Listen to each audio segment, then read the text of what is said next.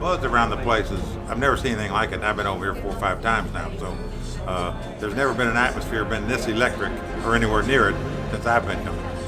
£6 million guaranteed prize pool with $1 million to the winner. I mean, if you're a poker player, how do you not love that? Poker players have just got to feel like they've just gone to heaven here with these opportunities that are coming up for them.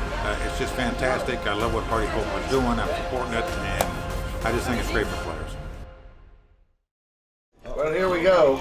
It's going to be decisive, fairly decisive either way. Jonathan, if he manages to get outdrawn here, he'll only be left with about 4 big blinds. So this is going to be decisive. Oh, come on, do me a favour. Well, spade on the turn, he's picked up a lot of outs now. So that's something. Oh my God. He did it the hard way. Oh my God. That's a hard way. That is a hard way to lose it. As you said, Park, the man has put up a very, very, very good performance. 9th position. I guess we're down to our final 8.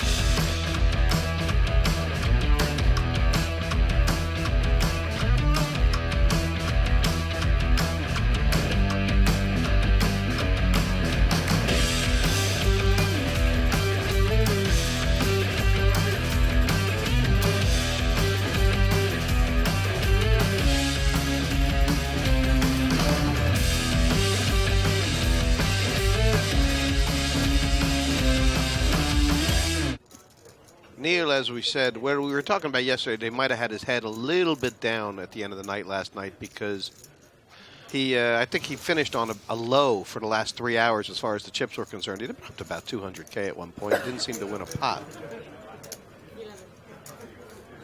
Do we have a list of what people are in for on makeup at this table? I mean, that should always have to be declared. We did try and find out, who was in the cheapest for this. Apparently, Jacob won his golden chip in Punta Cana. There was a big tournament, party poker tournament there a couple of months ago. So Jacob is the fun runner here in the field. He's the equivalent of the guy dressed as the giant banana in the London Marathon. Okay. Chidwick's in a spot where he's looking for fold out. He's just going to. Does he have enough chips to do this? Yeah, he started with what, 23 blinds today? Is that right? And it's a trouble flop. Yeah. For Chidwick. Let's see. Well, if you're going to play the 8-6, this is one of the flops. Yeah, absolutely. Yeah. I met his lovely parents outside. They've made a 2.5-hour journey. This is their first time seeing him play live on a final table, and unfortunately, they gave him the superior bock of when he went in saying, "See you in a couple hours. Don't make it too quick," which is charming. They'll learn as experienced sweaters that you never balk a man like. Well, it didn't stop him defending the big blind with his hand, and you've got to say he's hit his flop. So to me, shoving is one of the plays here. He's given himself a chance to get away from it on the turn. It looks like, is he? Yes. He won't be getting away from it now. Well, Stephen will be, like, he's a short stack coming in here, but I'd say there's a level that he's thinking of, that he's planning to get to where he'd be back in as favourite to win the tournament. He's certainly the most experienced of the big paydays. He's got a great chance of a double up now. And he was always the one who was most likely to play the short stack well at this table. He was never going to panic, but this is a great opportunity for him to get right back in amongst it. I'd like to know if he was prepared to fold on the turn. I'm guessing he was prepared to fold on the turn to a shove. If anybody was going to, filled up. You would almost say that aside from Stephen Chidwick's parents and Stephen himself, nobody at the table is enjoying this result. No, I was just saying. I mean, there must be some level that he's aiming to get to where he'll be favoured again. That makes a big difference, doesn't it? Actually, being on a streamed or televised event, it adds extra pressure. Getting a hand like this takes a bit of pressure off. Well, having been there and done it before, certainly a huge advantage. Yeah. Because you're far more comfortable. You know, I mean, there's something we didn't talk about yesterday was the fact that these people are on the streams with dozens of people watching. You know, you're not human. You're not human if it doesn't come into your thinking what how people are going to judge you, and especially if you've got shareholders and what have you. So. Yeah, I- but, you know, I it actually- does bring a huge amount of pressure in itself if you're not used to it. I don't mean to be pedantic, but I'm finally Well, settling now when are you going to stop? that the blinds are 2.5 and 5 million.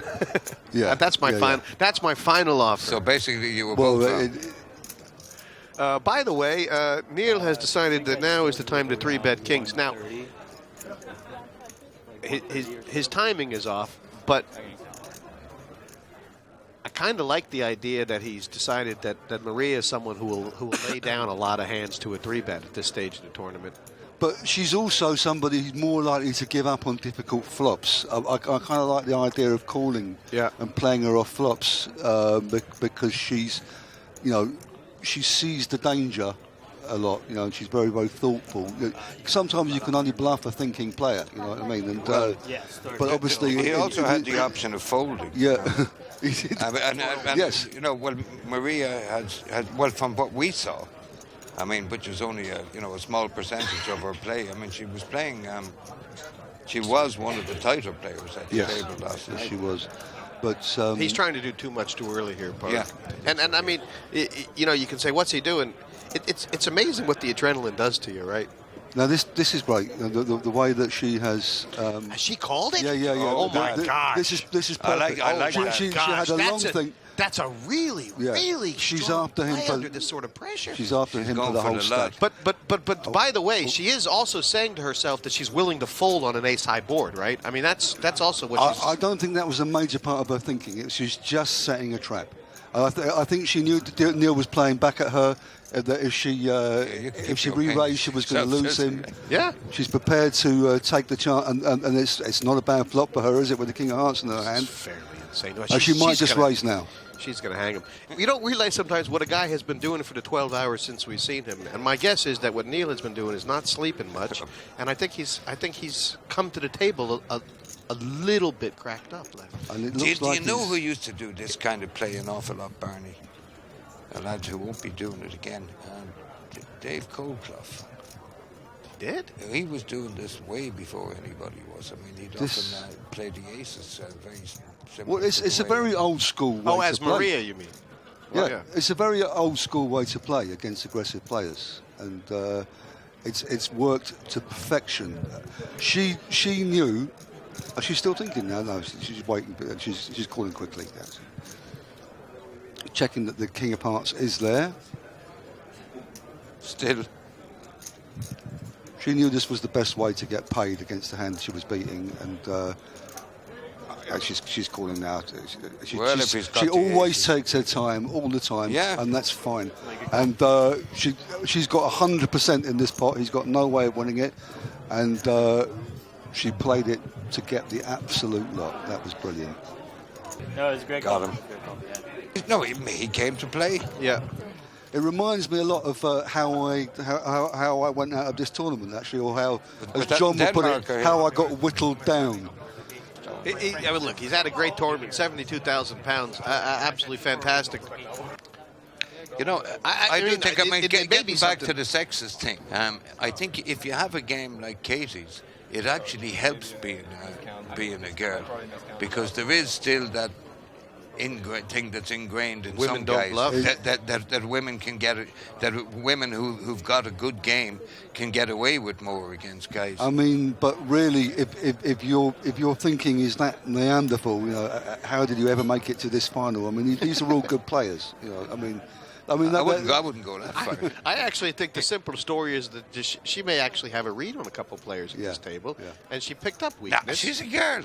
I mean, that's the timing thing. I mean, you know, when a guy 3-bets someone with kings, you can either say they're unlucky, or you can say, well, they don't have the white magic. I know Phil Hellmuth would say that. You do get reads off some people, and she might actually be quite a good reader of players. It looks like she is. I The went to timing a is dinner, perfect. Jesse. I went to a dinner in Vegas last summer where somebody gave a speech about the difference between women players and men. It was a top woman player saying that, you know, that Did they serve food as well? that she thought she thought that Was she the waitress?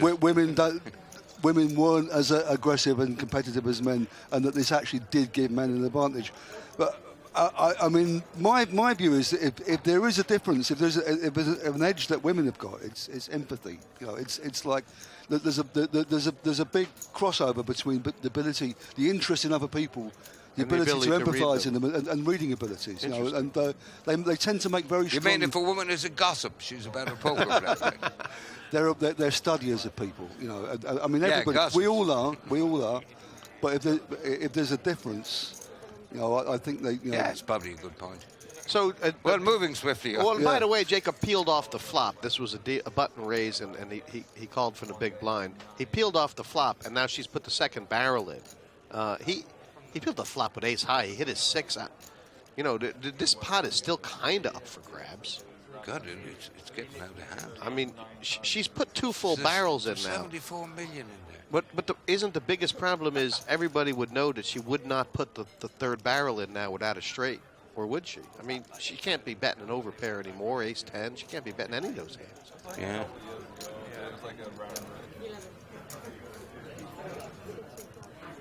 Is he going for a raise because he's got the ace of spades in his hand? I've got to admit, I didn't watch the way he's leading out on the river here. He's decided that he needs to bluff this to win, which is weird because if you call on the turn, I mean, I don't know. People are afraid to play hands with her. Well, it could. It's actually quite a small. It could be a blocking bet. Yeah. She gone for the race. I think she's gone. She's gone for a call. She thinks her king. Wow, she thinks her king might be good. Well, she. Well, she wasn't far. Yeah, she wasn't. Yeah, I mean, she kind of read the weakness. She read the fact he was trying to buy the pot or whatever, but. It's probably good. I mean, she's prepared to go with her read. She clearly thought he had like two small hearts and hadn't connected. You know, there is some controversy over whether ladies should be allowed to have their own tournament. I mean, you know, sometimes girls feel intimidated coming into play in a big poker room, and if they can feel their way into the thing through a ladies' tournament, that's fine. My view is it's up to them. If they want it, they should have it. You know, it's simple as that. But I think from what we're seeing here today, there should be a case for having a men's tournament to protect these guys. Well, that's also. I mean, the point's going to come where. Now we're talking. The point's going to come where no one's going to see the necessity for it. I mean, I think it's only in terms of making people feel comfortable in what has been an all-male environment. Exactly. Oh, yeah, it's not to do with skill levels. No, I'm not doing it. I'm not even talking about the skill. My only argument with it has always been the word ladies. So by the way, Maria raising from the button there, and she got 2 flats in the blinds. Jeremy, of course, that's the most interesting play, flatting with the ace-9 to a button raise. I got a very useful introduction to ladies poker, and that saved me a lot of time. I started playing I was playing in the 1980s with the great Colette Doherty. I mean, 2 times Ireland champion, the first woman that ever played in the World Series, who could look like a lady and curse like a trooper all at the same time. I mean, I never fell into those traps. I mean, where you see a girl at the table and automatically put her into a category. If you're being, it wasn't very flattering. She was because she was great. I had days playing heads up with Colette under my belt, and I still have the scars. Yeah, I mean, she was not only this is run out. She was a character. By the way, listen, she still is. Yeah. So Maria raised on the button. Oh, sorry, Barney. And she checked back the Queen 10-10 flop with a Queen 6 in her hand. Yeah, I mean, if you're being results oriented, you say she missed a bet there. Well, no, I mean, she was under repping her hand, but it's come a trouble card on the turn, and now, I mean, I think Jonathan's trying to get a bet out of somebody. I think he's fairly confident he's good.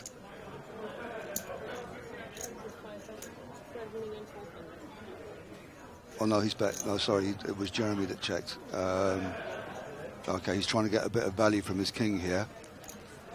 And Maria's got a problem because, well, I mean... Well, she's sitting there thinking because she played the hand any different. If she puts that out of her head... Well, she's thinking either he's betting with air here or my queen is a million miles in front. I mean, he does. I think she's probably discounting Jeremy now, who's just checked it 3 times. But it's been priced... in a way that, you know... But she only has to be right about 20% of the time. And, But it also looks like a value bet. She knows that that John would have checked a 10 to her twice for sure. Or maybe. Well, not for sure, but he quite never would have likely. checked a 10 on the turn, really, with the straight draw out there. Well, He yeah, would have maybe gotten not. Called by Yeah. the jack. I mean, Yeah.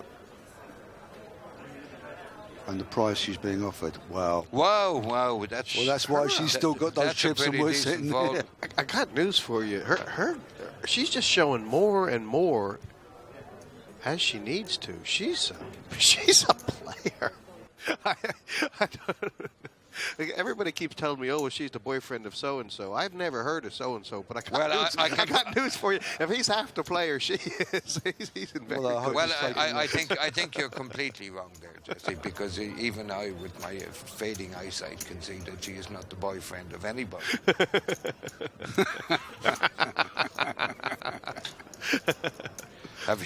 This is the old, he should have gone to Specsavers.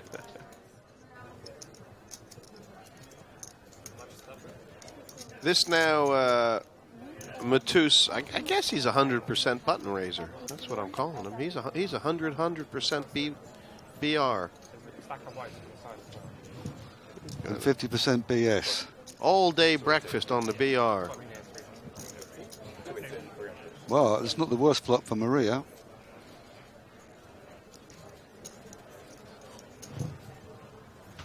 Disappointing about Katie.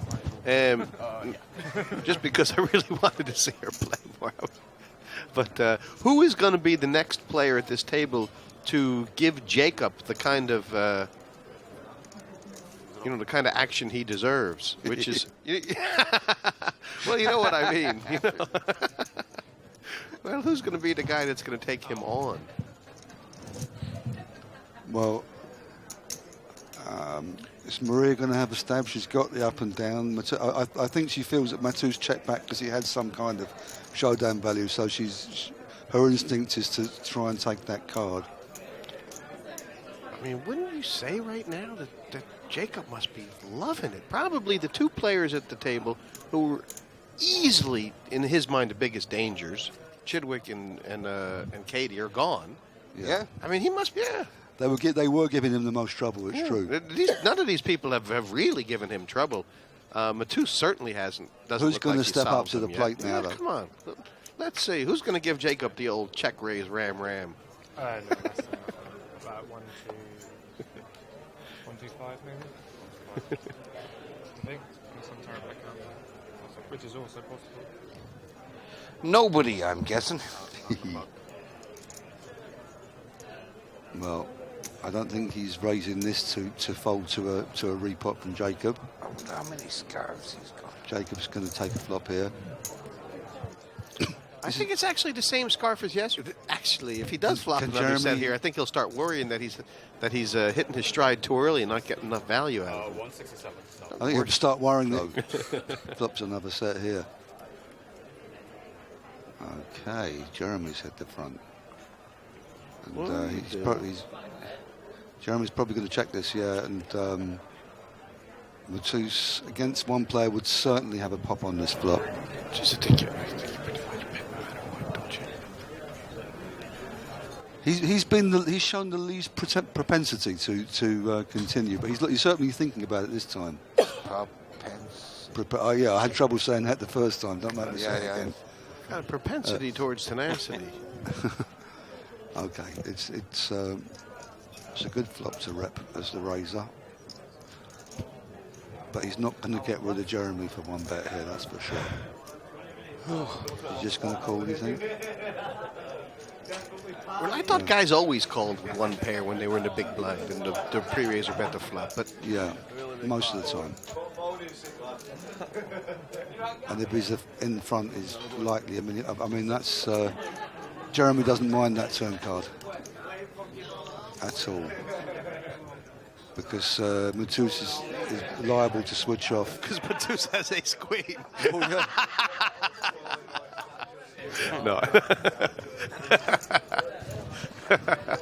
No, I know what you mean. But it doesn't really change anything, does it? Or you mean because he would be more likely to check a king back there? Well, I mean, a Yeah, nine, also a 9 is one of the things that, in his range that Mateusz might have been putting him on, that he might have thought he could get him off on the turn. Definitely. I think Jeremy's in check call mode now, isn't he? Or do you think he's going to try and get a bit of value here? I think he's in check call mode. Would have been a good time for a blocking bet. No? No, he's too strong Forgot for that. about those. Too strong for that. And Mateusz is too cute. He's going to get called by anything that's beating him. Anything. He's got the nut F all. Phil Locke came up with an idea for a bet. I think it was a triple combo, blocking, value, and it was something else. That's a sandwich you can get at Denny's, isn't it? Yeah, it was. That's exactly what it was. It was a blocking bet, a value bet, and a roast beef sandwich all at the same time. But he described it so eloquently. Blocking comes about an hour later.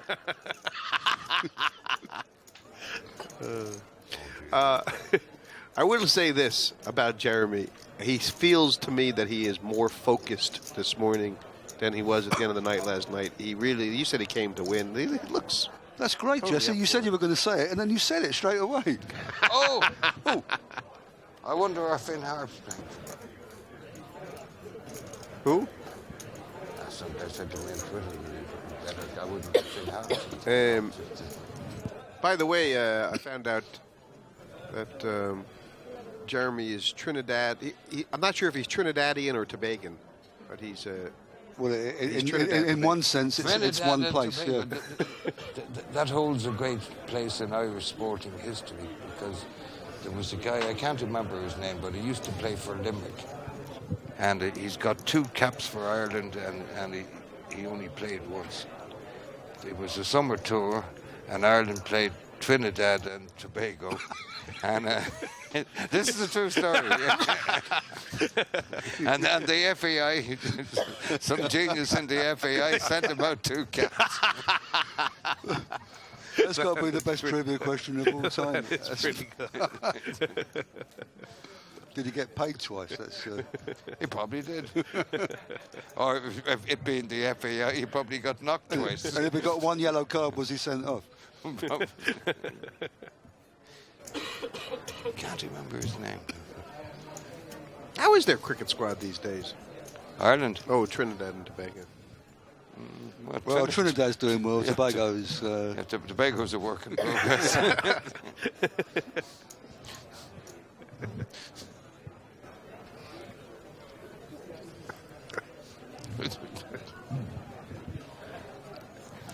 And then we wonder why they tell Irish jokes. We kind of walk ourselves into it, don't we?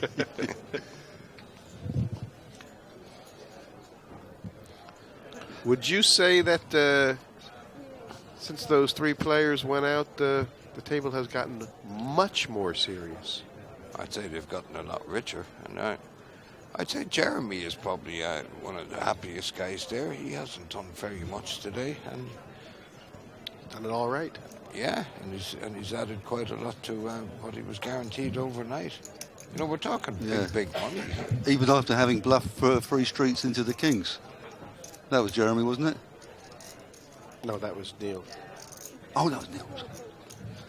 So rubbish with names dearly and departed. everything else. The dearly departed. Oh, yeah. What do you think you're here for? To learn from you, Warwick. Well, we'll see how that has hurt Kate. It was an interesting hand. I mean, she went for the second barrel first of all. Wow. Which is probably good. I mean, she's prepared to go with her read. She clearly thought he had like two small hearts and hadn't connected. Are we on a 1 hour clock? Queen Jack. Sorry? Are we on a 1 hour clock at the final table? We're at the all in, and she's well. This is a bit of good news for Katie at this stage. Yeah.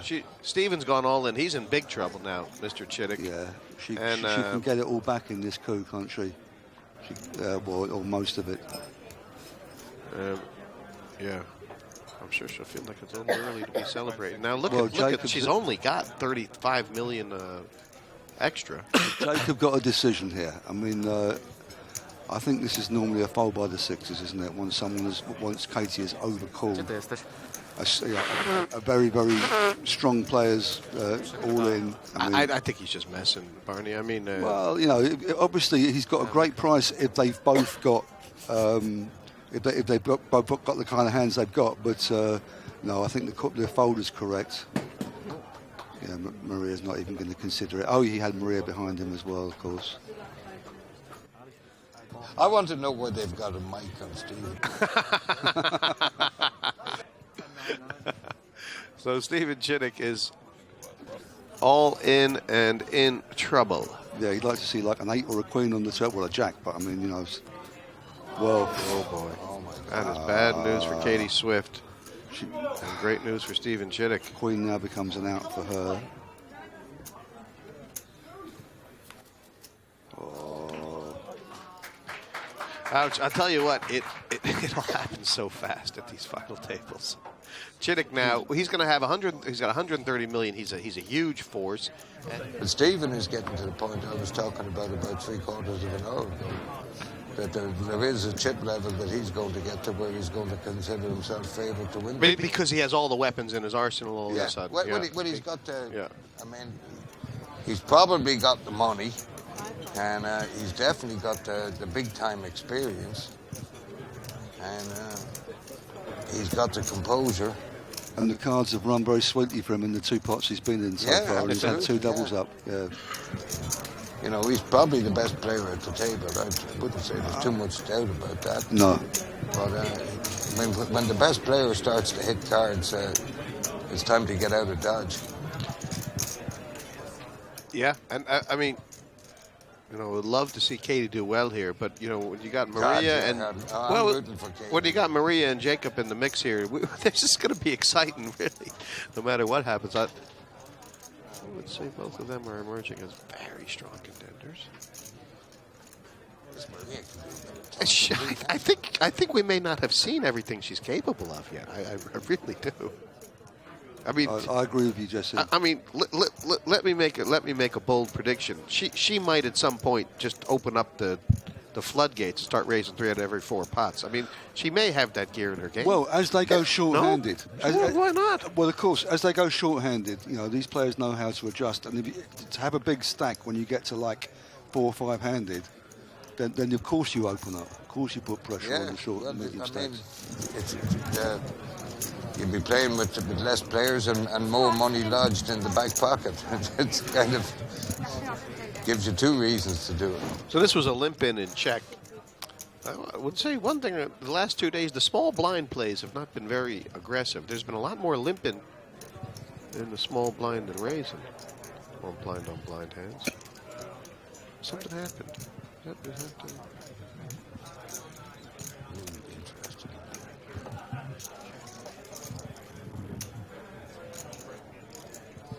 Somebody's got to have a pop at it. I wonder if Jeremy's prepared to have 2 pops at it. You know, 1 pop might not do. Or if it's 1 pop and done. He hasn't exactly. Pop and drop. Are they going to be bringing those hors d'oeuvres into our room in 30 minutes, or did it happen 30 minutes ago? I'm trying to figure out. Which one. I had mine 30 minutes ago. This is the problem with the 30-minute delay. I think that I can't find out if it's today or yesterday. I think we've lost the battle here. Well, you're right. She feels in an unfair war. Right. Well, she wasn't giving up. Yeah, so he has to have 2 pops. She feels her king's good enough at the time here, and. But you know what? If you can't pop twice, I mean, if you can't pop twice, you can't be here. I used to know a guy named One Barrel Carl. He never went very far. Obviously, you got to start with 1 barrel. Yeah, but usually if you win 1 barrel, you're usually going over the Niagara Falls, aren't you? That's. Jeremy's got 2. What did John Duthie said? He came in this morning. He said, "You know, the problem with Barney is he's actually very funny." John. Today he had a beautiful belt buckle, the snakeskin boots. And look, Maria, what are you thinking about? She called once. She's actually thinking about calling again. I mean, this is It's great. Well, if he's bluffing, the king is often good. That's for sure. I think it's quite smart. I mean, she must be thinking that most of the hands he bets with on the turn, he does check on the river. Most of them. Look, she's still looking for a reaction from him after she's folded. She knew something was up, didn't she? Well, that's true, well, I Park, mean, she was very, very close to making that call. There would have been a lot of them who spent the night lying in bed looking at the ceiling and the clock as well.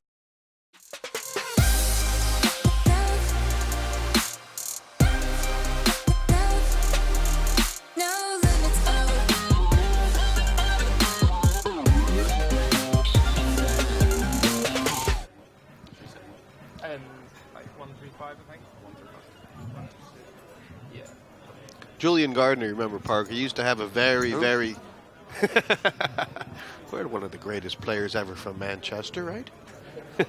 But he used to have a very strict schedule about how he dealt with multi-day tournaments, which is I think it was 15 minutes before the end of the night. He would start. He'd order 2 pints. Right. Yeah, he did. And they would, Come on.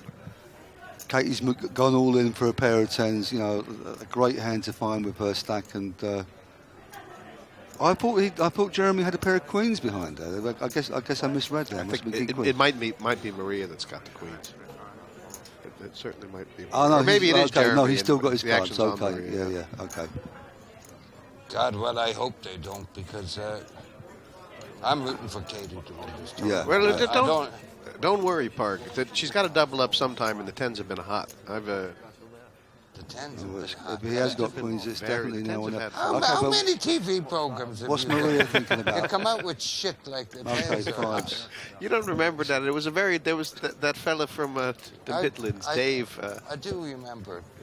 It was my favorite ever interview. Well, I can't blame you for that. He had played some of the most unorthodox poker we'd ever seen. Every move he made was right. Every fold, every re-raise, everything. And he had beaten Robin Keston heads up in a tumultuous battle. Dave, what was his name? He was from the Midlands. Online player. And when we did the interview after at the table, he said, how did you make that call against Robin with the 7-4? It was fantastic. He said, well, sevens have been hot all night. Yeah. Well, we were expecting something. We were talking about him like he was the God, next I've rarely of seen Mr. you so Nazareth. disappointed. So Maria's thinking about what it would cost to her if she got pushed back on, and this is a tough decision with the players behind her. yeah, right? well, she's got. That's right. She might be remembering what happened yesterday. Do you remember that when she got stuck in? She got stuck calling after, was it Katie who found the big hand behind her? Yeah. I mean, but big blind. I think she would have called Katie there. Yeah. Still a bit of a decision because she's only ever in a flip. She had the ace-9, didn't she? And then Katie woke up with the that and then she was priced in. Yeah. Not against that. She had the ace-5, didn't she? Ace-5 She had suited. ace-5, right? Yeah. Right. Clubs, I believe. Okay. Well. I think you're right, Bart. Well, it's now or never. Katie Swift all in. I mean, she has been, for me, she has been the revelation of this tournament so far. Yes, I agree entirely. No disrespect to Jeremy.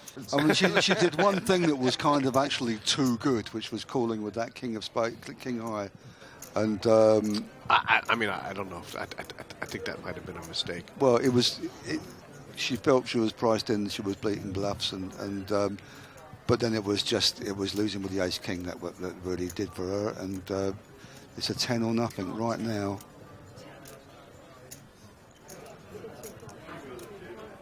But she has played absolutely fantastic. She should be very, very proud.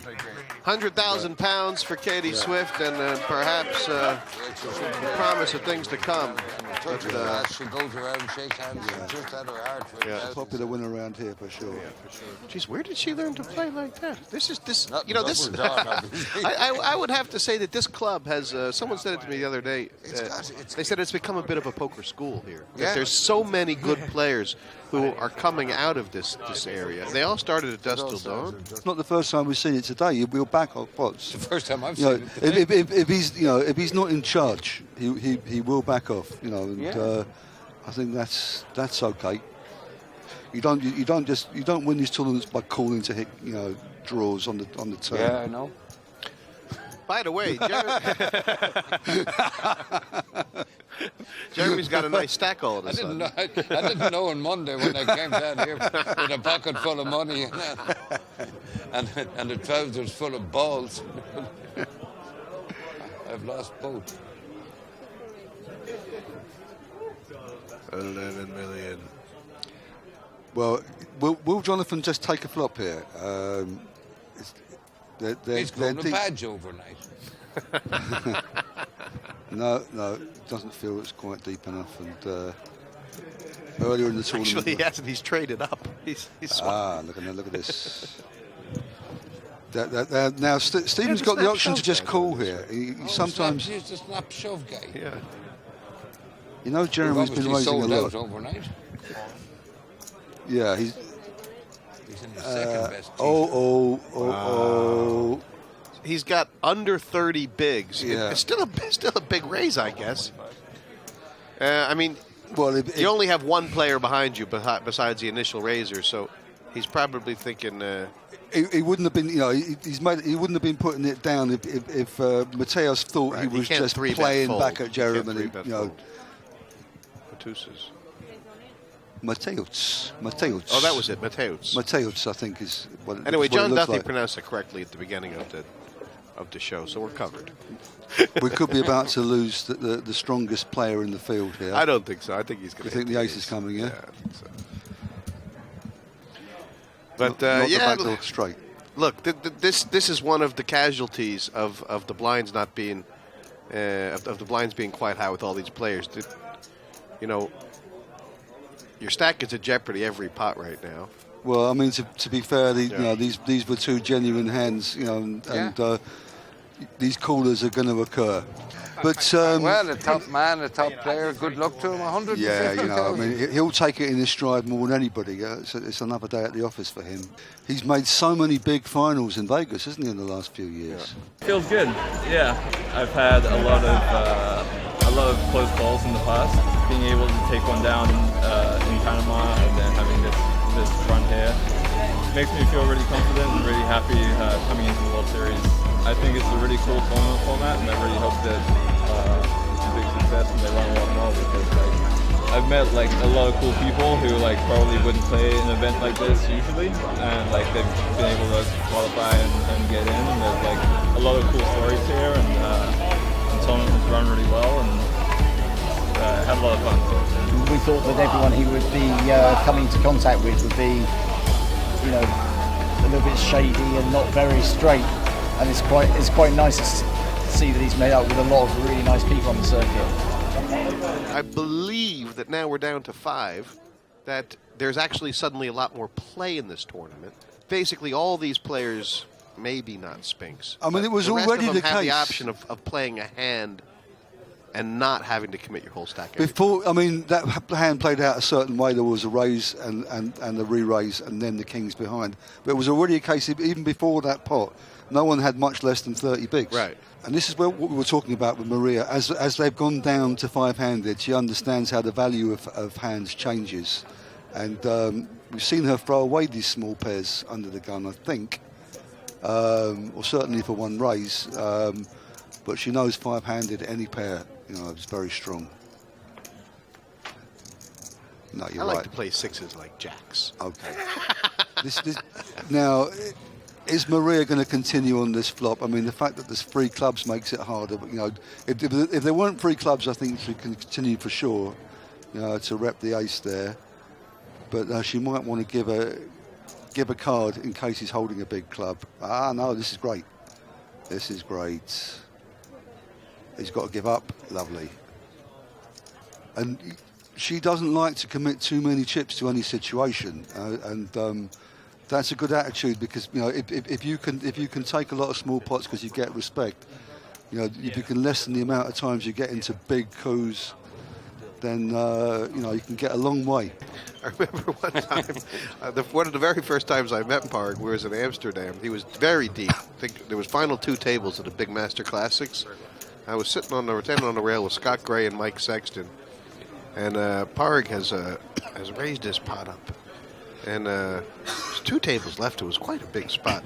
He's raised his pot up, and someone's come over the top of him for loaded chips. It's got back around to Parg, and he sat there staring at your man like he was going to kill his family for about 10 minutes. And Mike and I are absolutely think Parg might have the jacks, maybe the ace-king. I'm not 100% sure. It's one of the 2 hands. And Scott Gray says to us, does anybody want anything? I'm going to the bar. He said, does anybody want anything? I'm going to the bar. And Mike Sexton and I looked at him and said, how can you go to the bar? Parg's in a pot for all his chips. I mean, I think this is part of Parg's philosophy. If you can't take a few chips off their stat, you can take a few days off their life at least. So it was a raise and take it from the button last hand for Maria. She was folding it every time yesterday. And this now is I think her 3rd pre-flop raise in 5 hands. And the only reason she's 97% and not 100% is running queens, isn't it, or something like that? There's very little. Could possibly be a flush draw. She's now raised. She's decided, well, I can run over this table. Well, I mean, according to Rory Liffey, we went through this yesterday. Everything is good for you. Everything in your fridge can give you or prevent cancer except bacon. Bacon is the new AK-47. But Jacob Mulhern leading proceedings. But listen, aside from Spinks, who's down to 20 big blinds, look at the play here. I mean, there's not much between Jacob and Jeremy in 1st and 4th. Maria has opened up her game. Yeah. I think that's she's definitely had the biggest change. Okay, with the blinds now at 3 million, 6 million, 600 ante. The last 5 are back in action. Jonathan Spinks, a short stack, 16 bigs. Everybody else playing relatively deep. Jeremy's he's opening wider than anybody right now from under the gun. And this counts as a big hand, 5-handed. I mean, I'm looking at this lineup right now, and I'm seeing Jeremy raise. I'm thinking, who is the guy that's most likely to 3-bet him with air? I can only find Jacob right now. Yeah, I mean, it would have been. Excuse me. What's her name again? It could have been Katie. It could have been Stephen. It could have been Neel. Yeah. Honestly, those were the 3 players that we've lost that were most, besides Jacob, most capable of the 3-bet. With air. I'd like to think that. And another few of the 7,000 or 8,000 that played this tournament. Well, whose names we temporarily forgotten. Oh boy! This is a split pot a lot of the time, though. You know, I mean, it's not as. It isn't yet, but I bet you it's not as often as you think, Barney. Well, no, you're right. Actually, it has to come 2 big cards, doesn't it? So, yeah, Jeremy's in a very good. This is horrible for Maria. Yeah. And she can always get out of we've seen her escape tactics today. A heart. I'm going to say a heart would be. Well, he's got the heart. If he thinks that she was calling with a flush draw, well, I mean, he's betting again, isn't he? He's got a heart in his hand too. Oh, I think she was very unlikely. It got him. From what we've seen. I mean, she's. Yeah. She's a fan of the smaller pots. Yeah, absolutely. And she's aware of the danger too. If he wants to continue, why can't he have an ace? This as hard as you want to work to keep this pot small, he's just bet 25 million. I mean, if she calls here, there's going to be 100 million in the pot. I mean, what I do like about this girl's play is, well, first of all, the way she's been playing, but secondly, the composure she's shown.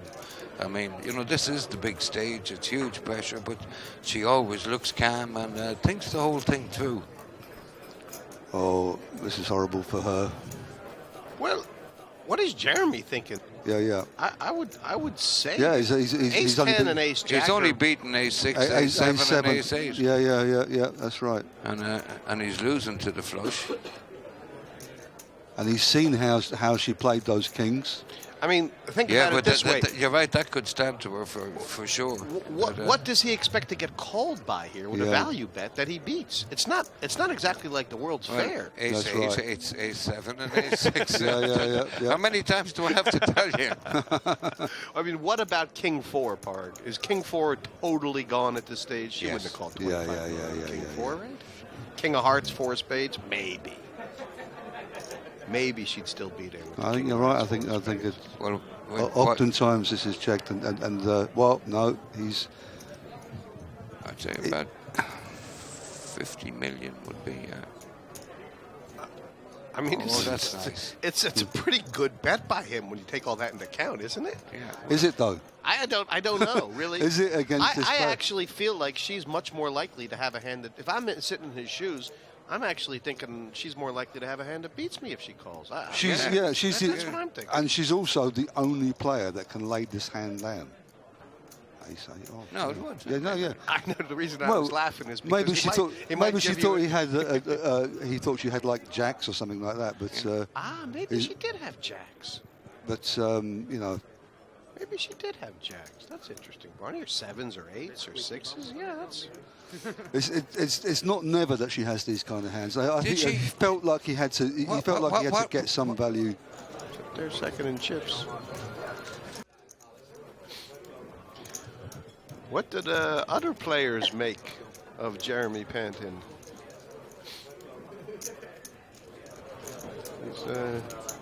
He's not going to go away. They're second in chips. And Maria's down to 40 bigs. Geez, 220.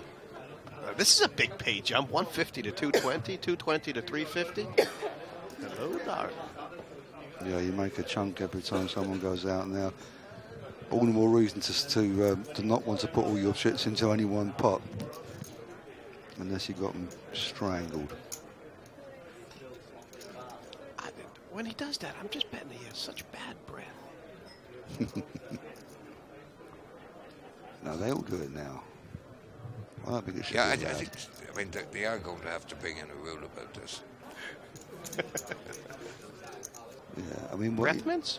There's got to be. Breath Yeah, mints is one. there's got to be a line. I mean, if you Yeah. came in with a cardboard box over your head or whatever, I mean, Well, there's a- I mean, I remember you came on our radio show, on our TV show in Vegas. with a paper bag over my head. Paper bag The over your unknown head. poker player. Yes, right. That's one of the greatest. Yeah. That was one of the greatest interviews we've ever done. But you've just outed me, Jesse. Nobody knew it was me. For those of you who've been wondering since 2006 who was the unknown poker player It's out of the bag. that wore a brown paper bag over his head and predicted he was going to win millions at the World Series. The sweat is out of was the a bag. joke all along. It was Barney Really, I Boat. think the greatest part of that entire production that we did was having Annie Duke and Marcel Lusk on. They did a 3-hour. We did a 3-hour show with them where they were unbelievable, arguing everything, and then we told them we'd lost the tapes. Well, we did have to. The show never went out. I mean, but that's not fair. We did have the audio. Just forgot to turn on the camera. Jacob, once but again. I would tell you what, we weren't the only ones. Ian Langstaff and I interviewed Shane Warne in Vegas. With no film. Without turning the camera on. And then I went and had a few beers with Warren and Langstaff, and then we had a few more beers. And then we went to have a look at the thing we'd done. I think it was for Sky or something. Sky Sports. And so then we had to do it again. The second one was way better after the beer. Does anybody think that Maria is being too passive pre-flop with this hand? I mean, this is obviously very dependent on who the raiser is. Jacob. It's Jacob. Yeah, I think you're right, Jesse. I mean, She does not want to play for. oh my God. Having said that, Everybody's this in. is going to.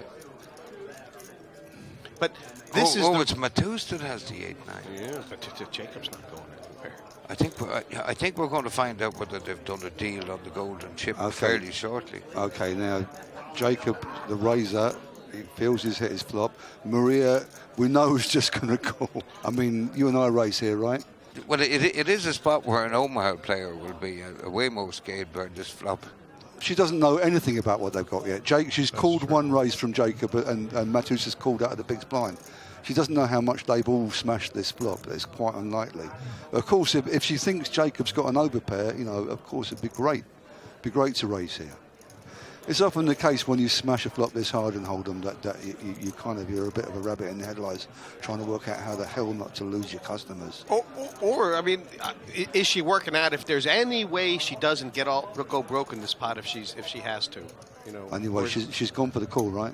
No, she's not. She's not thinking about backing off. She's not. This woman is. She's nearly. Relax, Jesse. Well, I mean, she's very gutsy. Look at what's Mateusz going to do? She's got you. What's Mateusz going to do? I mean, he was probably planning to raise Jacob, very likely, but now that she's called, all the alarms are going up. He can't. He's folded it. Oh my God! Second pair and up and down. About the chip deal, Parg. The answer is no. And the fact that she's folded it makes it harder for Jacob because he's got a real hand. But she's supposed to be drawing here a lot of the time. Yeah. But I think he's supposed to be drawing here all of the time. Near enough. Jeez, that was an amazing fold by Mateusz. That was amazing as far as I'm still trying to work it out. Right, and it was incredible, and that's the respect he's got for Maria. I think the fact that he laid that hand down. But I don't even know if it's right. I mean, he's the only one with he's the only one who's got golden chip. only one with an 8 in his hand. I think the man might have some respect for money. Yeah, her boyfriend's a poker player. He must have lots of money. She's not. Well, in that case, I mean, I just tip my hat.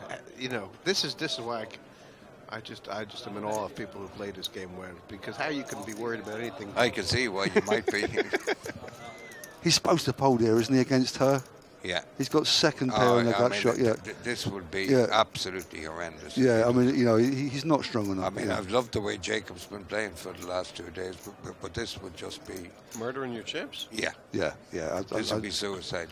I think he finds the fold. We've seen him find the fold, but that's good.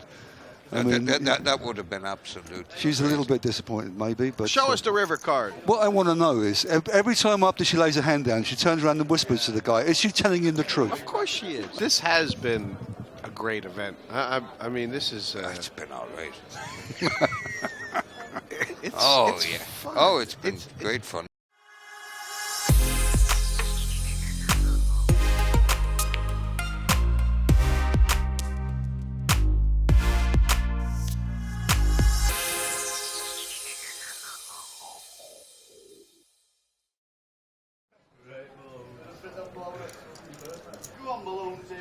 But at the table here, I have not heard a guy castigated for his play. I mean, we have been playing for £6 million.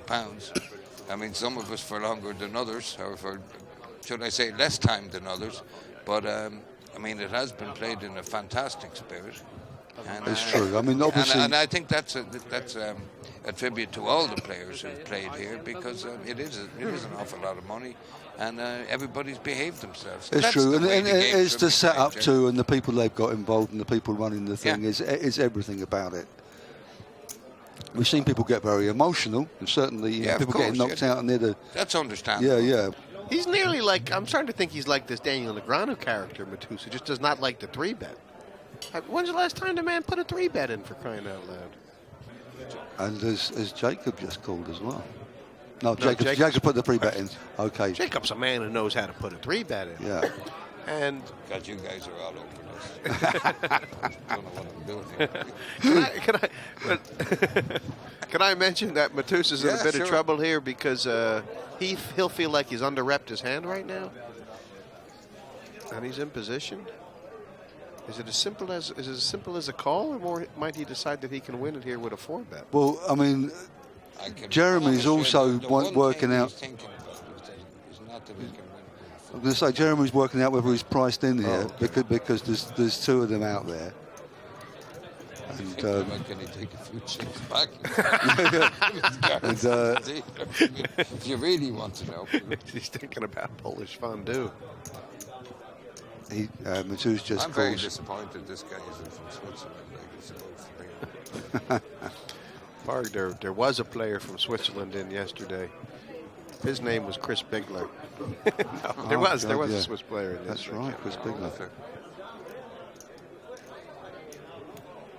I mean, I expect Jacob to bet at this. If he doesn't bet at it, he's not going to win this pot, is he?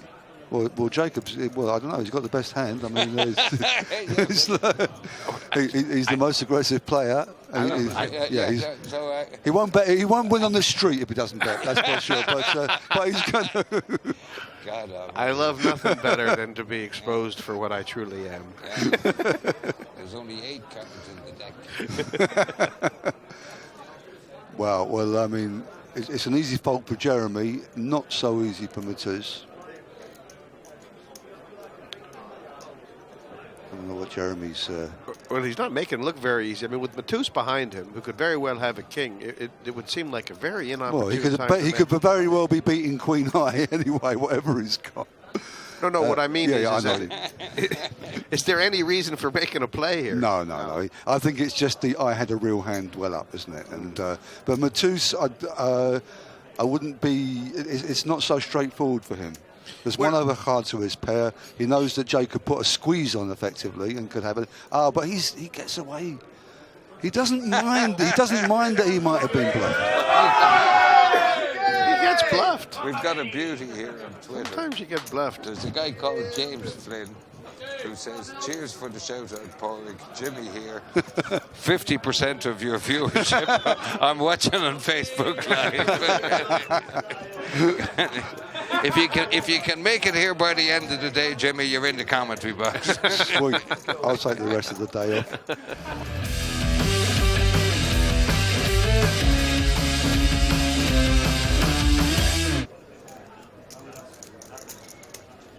I'm having trouble seeing any other winner of this event right now besides Maria. She's So what's new? I like the logo, Party Poker Life. I'm sure Johnny Doty had something to do with that. It's probably a logo he picked up in a second-hand shop when he was buying the suit jacket. This has been a great event. I mean, this is. It's been all right. No, it's. It's fun. It's fun. Oh, it's been great fun. Look at the. I don't know about the rest of you, but it's been so long since there was this kind of fun in poker. Yeah, well, I must say I've been here a week. Now I have fun, and I haven't heard out in that card room or at the table a bad word been spoken to anybody. We usually wait till you've gone out of the room. Behind your back part. Well, I'm familiar with that part. We're a little familiar with the language, but that's just part of people being jealous of me being such a good guy. I mean, I've had to live with that all my life. Like another 24 hours won't bother me. He must have a good sense of humor anyway. I mean, I hope he's got some other more reliable customers who are still going to be coming to see him next year. Well, that's exactly what the doctor ordered as far as Jonathan's concerned. Oh, nice segue. I'm nothing if not quick at the cliches. How could Jennifer Tilly be rich? Maria, by the way, who's been 100% on the button raises. And that's the second time, isn't it, that Jeremy flatted in the small blind with the big ace. Did it with the ace-9. He's. That's a shame for Maria. I don't think I've seen her make a raise with that kind of hand at all in the 2 days we've been playing. She's been raising every button since they went 5-handed. She's raised every button. Okay, cool. What? Yeah, but apart from that, you were bang on. Yeah, well, I said with that kind of hand. She's been raising with that kind of hand, yeah? Well, she did it with a Jack-9. No, that's not that kind of hand. Jack-9's massive compared to a Queen-6.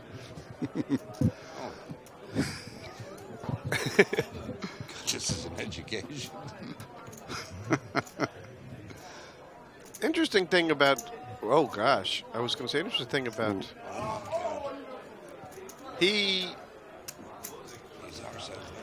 Yeah, you know, I would say the reason I'm not crazy about this is because Parg, he made a call on a small blind to Maria's with an ace-9 earlier, so certainly the players would be aware that he is.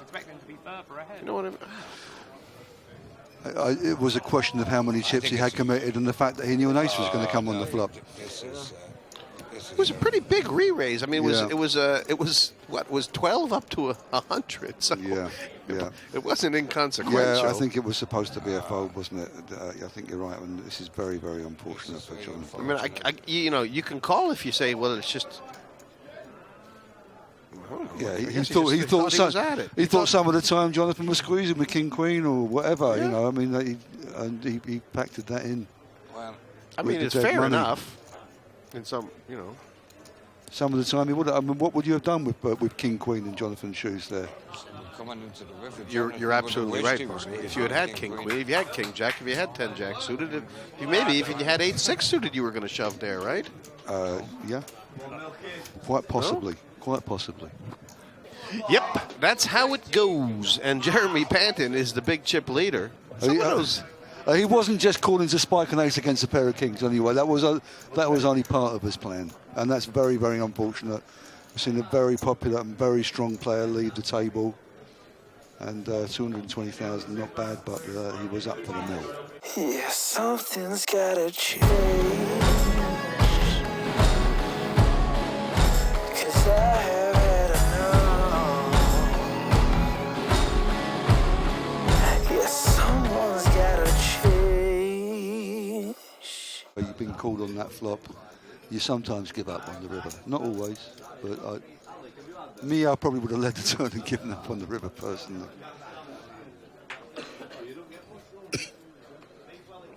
I just wonder if it makes a lot of sense for guys like Mateusz and Maria to be checking back that flop if they have people who aren't really going to play back. I mean, who aren't really going to try and give them trouble. I don't know. Well, but Jeremy does give trouble.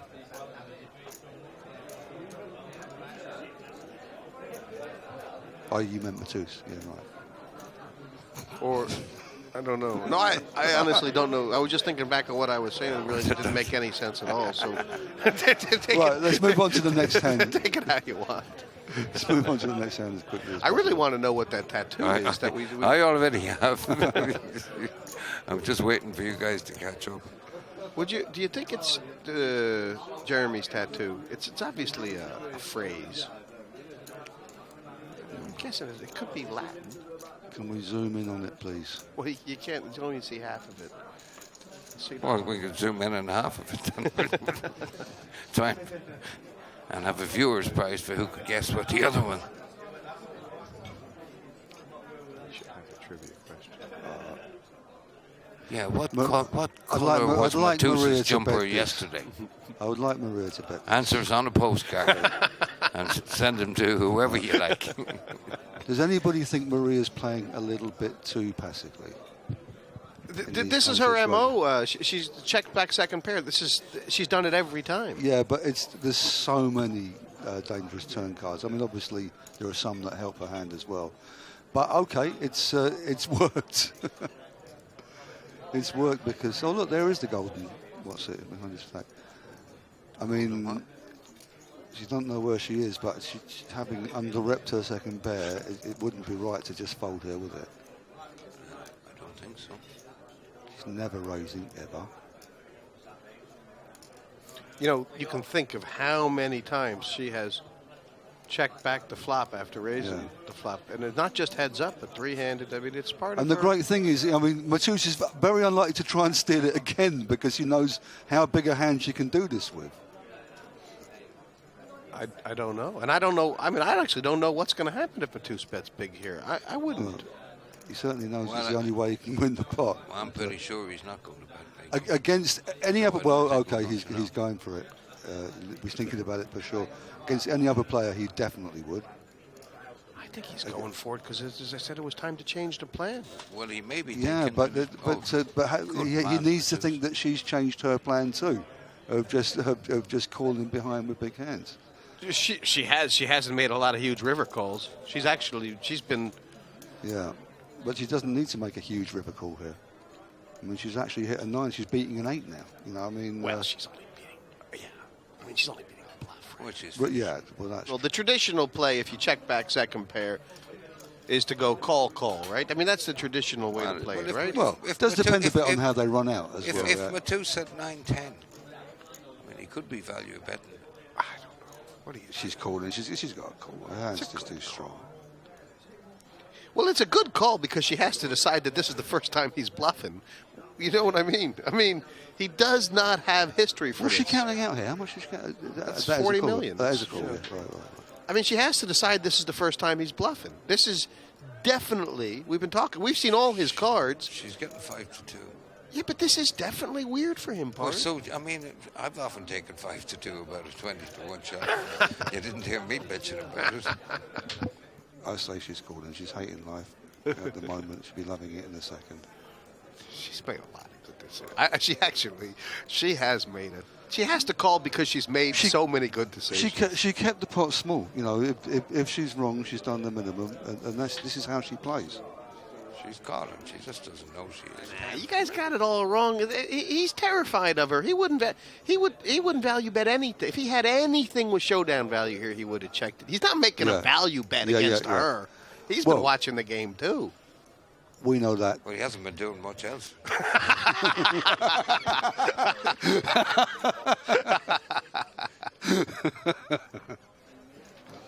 You had long enough. There's only £1 million up for first prize. Yeah. Good call. Excellent goal. Well done. And he did not even show. I love that she didn't show either. Well, I think he was reasonably confident he was behind. You know, that's the second player at this final table that she's basically taken out of the tournament by virtue of letting them hang themselves. I mean, she did it with Neel. This is the same thing. Mateusz was sitting there like a log. And he's finally. And it's great that she didn't have to show down because they don't know the strength of the hand that she called down with. So they're still going to be petrified of her once she makes that first call. So Mateusz has dropped down through the field, down to bottom in chips now. And under a little bit of pressure, and Jacob's going to be applying the pressure to him. And you're right, he has, even if he's been making a lot of good laydowns, he's going to have to change his game up now. Yes, well, doing half your stack on the bluff was not the. That didn't help. That's not the way he intended. It's not to say it's not an honourable profession. I mean, if you can't do half your chips on the bluff, well, then maybe you should start thinking about maybe you should have stuck the whole lot in. You might have got through. I mean, you're supposed to be bluffing, right? So Maria must be thinking about shoving here. I don't know what she's got, but she must be thinking about shoving on him. He's only got 20-something. Well, there's a first time for everything. Yeah. She's only ever made a call. Well, I mean, if she has a hand like ace-8 or something like that, is she supposed to just lop it all in there and see if he calls? It's true with the size If she's factor got a he's hand got. like ace-8, there's absolutely no way in this godly earth she's going to do that. Oh, that's I don't know right. what you're talking about. Yeah. Now we know. She's counting out a So relays. So you're saying she is far better than ace-8? Yeah, I think that's guaranteed. If she is changing it up against a player who's gone short and has just tried to bluff her in a pot, I think she then has. that's great. I think that's she's absolutely airballed. great. I think she's airballed. But it will God, be. I wish you would. Yes. Christ almighty. Park. Yes. Now you now know it's time to go.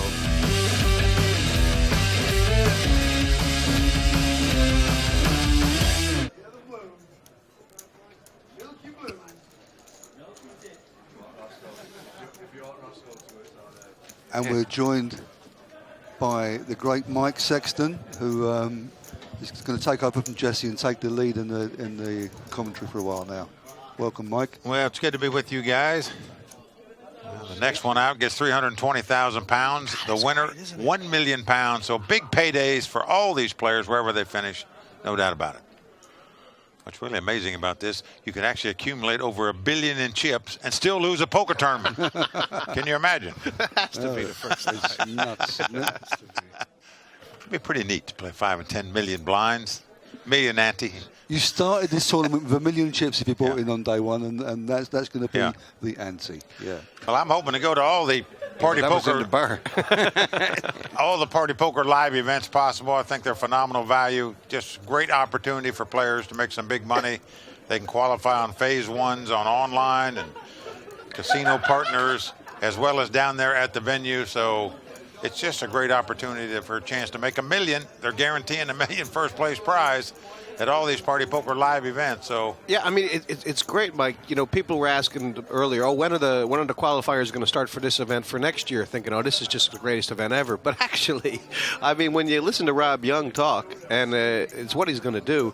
Basically, this event is going to be repeated in 5 or 6 different locations around the world. They're going to have the same qualifying structure, the same tournament structure, the same prize pools. I mean, it's pretty amazing. It's good to see the little guy not getting left behind, even though this thing has gone big and it's gone global. And, of course, we got the Grand Prix coming up in Dublin next weekend, 150,000 guaranteed for 340. Well, the beauty, as you say, Pork, is that everybody, with every bankroll, has an opportunity to participate in these party poker events, whether they're Grand Prix events, whether they're party poker live events, whether they're guaranteeing $5 million prize pool with $1 million for first. But the opportunity is out there for those that want to reach out, try to grab the brass ring, go for the pot of gold at the end of the rainbow. And to me, that's what it's all about. Dreaming to make the big score, to put your life a little bit on easier street, and certainly opportunity is there. Or to get gambling a bit bigger. It is, but there's a little more. I was just reading that Katie Swift, apparently she qualified for this for £100 or £120. And, I mean, it's not just the money. It's also the opportunity to show you can play. You know what I mean? She's someone, she's obviously been running around the local scene for a while. She got in here deep on the big stage, and she showed people her game, which is... Yeah, I mean, unbelievable. There was a whole load of big game class players around here this weekend. You know, the structure is so fair. I don't see nobody going around complaining or making excuses. We got outplayed, got beat, and... the beauty is everyone that watches live streams, everyone that watches the World Poker Tour, they're all sitting at home watching these big name players, and they're all saying, geez, I can play as good as that guy. I should be out there playing for $1 million. Well, and they're right. Well, the answer is they're right some of the time. Yeah. That's correct. Not more than you think. All right, nice flop for Maria here, top pair. She just flatted the end of the gun raise from Jacob. Jacob now has the worst hand, obviously. He's no stranger to that. And I think... God, he slipped it. Has he checked? He's absolutely slipped it. I don't know why Maria's taking such a long time to bet here. Is there any reason not to bet? I mean, she is a person who has checked back. She's got a pot control sort of thing, and she checks back a lot. But against 2 players, Mike? Impossible to check here. Right. You just can't, any overcard just shut you down completely. You just can't check here.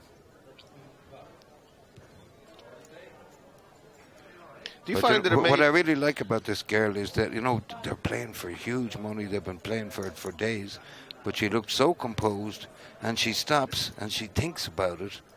I mean, whether she's got a monster or a marginal hand, but she you know, she gives it a lot of thought, and she ain't going to go to this tournament making a mistake because she didn't consider all the possibilities, and that's great composure on the huge stage. Well, there's always a big difference between the kind of people who take a lot of time and the people who give it a lot of thought. You know what I mean, Bart? Yeah. Here's a case. They both check to you. It's an automatic bet. I mean, what do you need to take time for? You just bet. You're desperate for that shot clock, aren't you, Mike? Oh, boy. God, yeah. Well, I'm with Mike. Don't get me started on that. The action. Get him started on that. But it is. I mean, it is, you know, the game, we can't be playing the game in 2054 the same way we were playing the game in 1954. Some of us are. Let me tell you, we just used the action clock at the WPT Tournament of Champions. Virtually at least 90% of the players loved it, absolutely loved it. And the 10% that didn't love it, we don't need them there anyway. Exactly. I mean, how much time do they think we have on this planet? I would say 95%, honestly, rather than just 90. But it just makes the game so much better. Sorry, Mateusz check-shoved here with the second pair.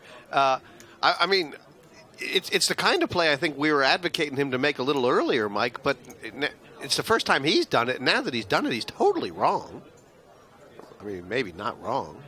Well, you can't Wow. blame him. No, But he didn't raise pre-flop, no. so you're not going to put him on an overpair in that spot at all. The only thing you might be scared of is he flopped 3 5s. Well, especially with his stack size. But other than that, there's not a hand you're going to fear in this spot. Why did he decide to do it now? I don't really. Did he decide maybe that there's not a lot of tens in Maria's range? Well, maybe because we were talking about she stalled so long. Maybe he thought she'd just making a move, so he decided to make a move on top of her. Well, she's well capable of folding this. I guess she tell ya. could be vulnerable to King 10. You're talking about another 100 million here. And she will be aware. Oh, she's just called him. She has called Well, him. she has to call. Well, she's He wincing like declined he's it, got yeah. the best hand. She really is. Maybe she's wincing because he's got outs. Maybe she didn't want him to have any outs. You know, who knows? Well, now No. She's got her wish. he has no outs. He has no outs, no golden chip, and very soon no scarf. And Maria has won the pot, but let's remember that Jacob has just won 100,000 pounds. Well, On top of what he wins here at this table. Well, we does were make talking about it conversation. should have been an instant bet for her because she took so long to bet those 2 10s. He didn't think she had it, and he committed all his chips, and it cost him. But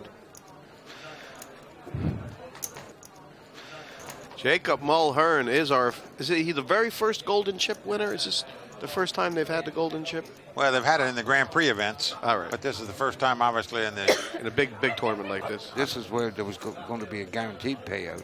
As- He just had to last longer, not win the tournament Right. with the golden chip. It floors me. I'm floored that they would give $100,000 bonus money on top of the prize money. That's guaranteed. Whatever you win, that's Yeah. guaranteed if you outlast everybody else that has a chip. Really, you could have literally come in like 16th and won the extra 100,000. Jacob has slightly taken his foot off the gas as far as I don't think he's as intimidating as he was earlier as far as just being a bit unpredictable. He's been a lot more predictable today. He has been very aggressive, small blind, big blind. When we got in here, we saw him make the move with the Queen 6. Got an extra 100,000 pounds in the pocket here. I'd say there's a lot of people who are wondering about that golden chip who played in this tournament and thought, hold it. All I had to do was qualify this way, and I would have had a free roll for an extra 100 grand. It's unbelievable. I mean, it really is like one of the greatest promotions in the history of poker, I think. Well, the thing about it that's great is that it doesn't even matter if they meet the guarantee or not. That Rob's going to do his 100,000 anyway. It was like he was trying to find out a way he was insured to lose money. Oh, he's well capable of that. I mean, talk about giving the players a break. I mean, you know, we're not here just to beat Rob's drum, but I mean, this is genuine. Like, I mean, he is giving the players a break. He's giving them a hell of a break. And I've been around a long time, and I want to say that the poker players don't deserve it. Not the ones we know. Well, as the Party Poker Live president, John Duthie, says, this is a tour for the players. And is he right? These kind of whopping guarantees, the opportunity for the little guy to get in these tournaments, the added money, the prize money, it's just massive. It's just incredible. And if you're a poker player, believe me, it does open your eyes and you say, hey, you know, you want to support those people, and rightfully so. Yeah. If you don't, you're nuts. It was a bit of an action card on a dry board. Yeah, that was. It looked like it was just going to peter out, and now everybody's got a little something. Go on, Jacob. Why call when you can raise? That's the man I know.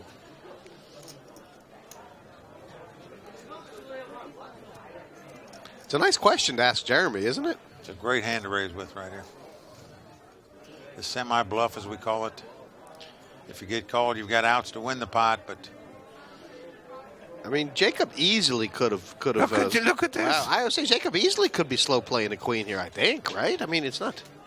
Jeez, Jeremy's got an opinion.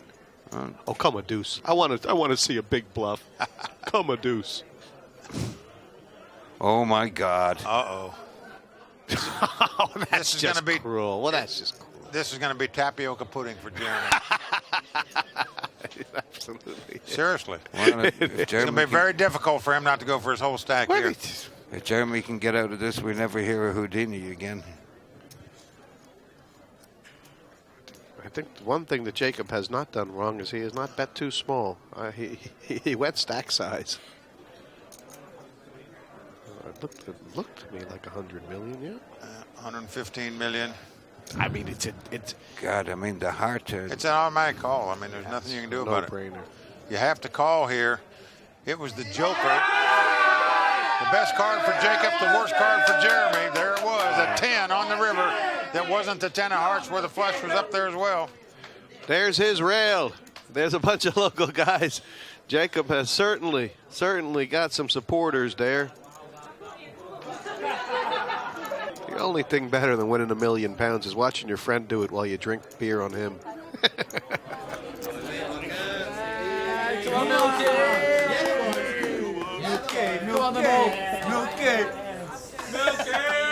What odds will you give me that there's at least 2 guys in that rail that he doesn't know their name?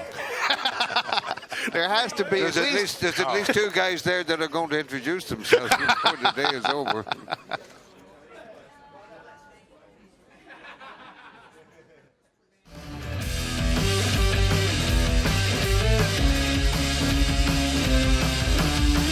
First year I was in Vegas when Dan Harrington won the World Series. Was it 96 or whatever? 95. It was 95. 95, was it? I'm older than I thought. You can't try and put that past me and Mike.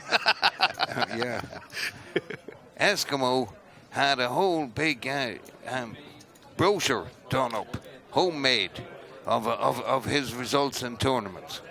And any guy that looked like he might have a few quid, Eskimo gave him a read of this while explaining why it was a very good idea to stake him.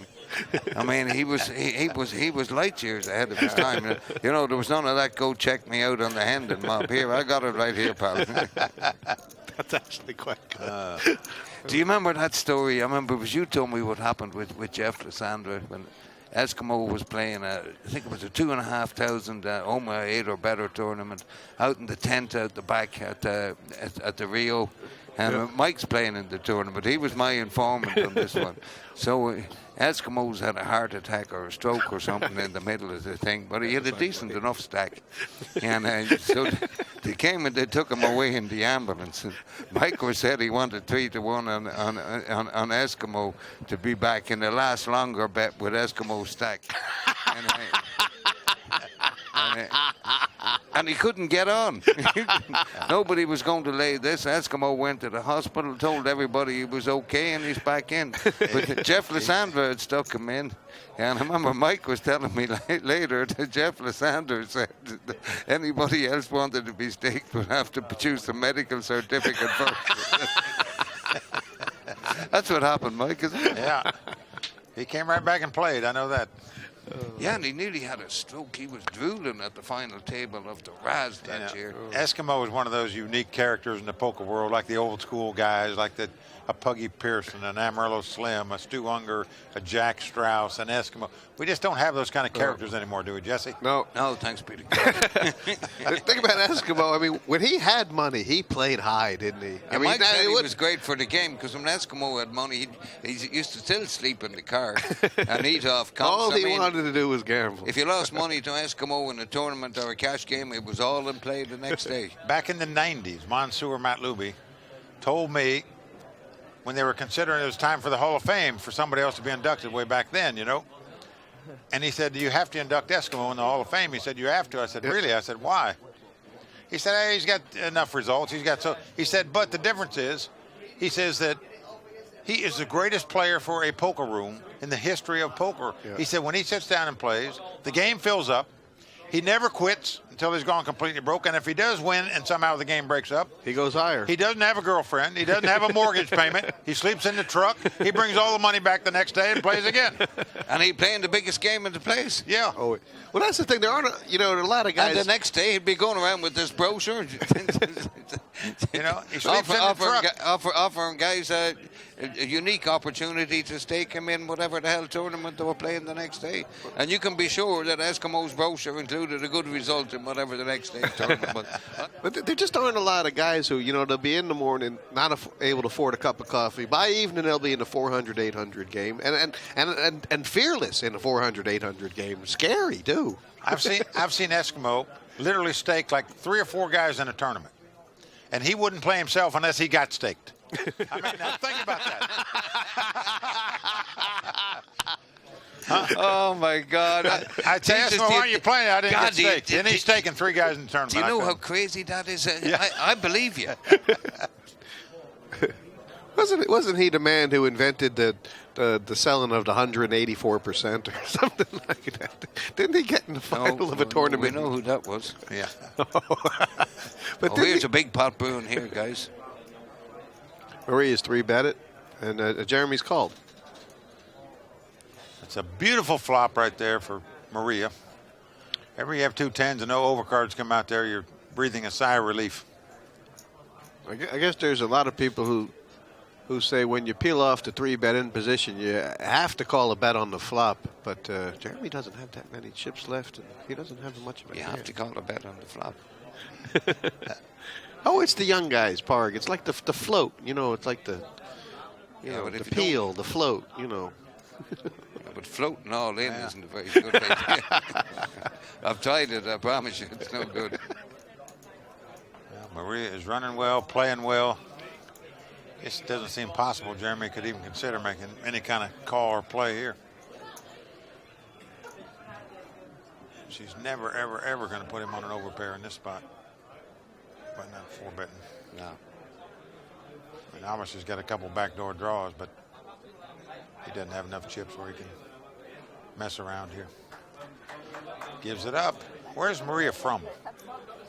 Well, I believe she's Argentinian. However, She's been flying home every night. however, no, I think she's on the local scene right now, and I think this is her home club right now. I would imagine she had a big result. It will be tomorrow. I just saw she had a big result in it was either Prague or Razdravov last year for about 100,000. So she's got some form. She's got a bit more form now. She Sure guaranteed does. 450. I'll tell you, from what I've seen so far of the play, she has been outstanding in my mind. I mean, she has made some tough calls for big bets. She's made some 3-bet moves with Zip and Pip. It's very impressive. The first Party Poker Live Millions event, won by a lady. It could bring a lot more women out on the tour. Well, it'll be the biggest prize ever won by a woman in Europe, I'd imagine. Well, as I said, Annette Oberstadt. And apart from, well, you're not giving great examples. She was only 18 at the time. How much did she win, Jesse? I think it was £1 million. It might have been more, but it was at least £1 million.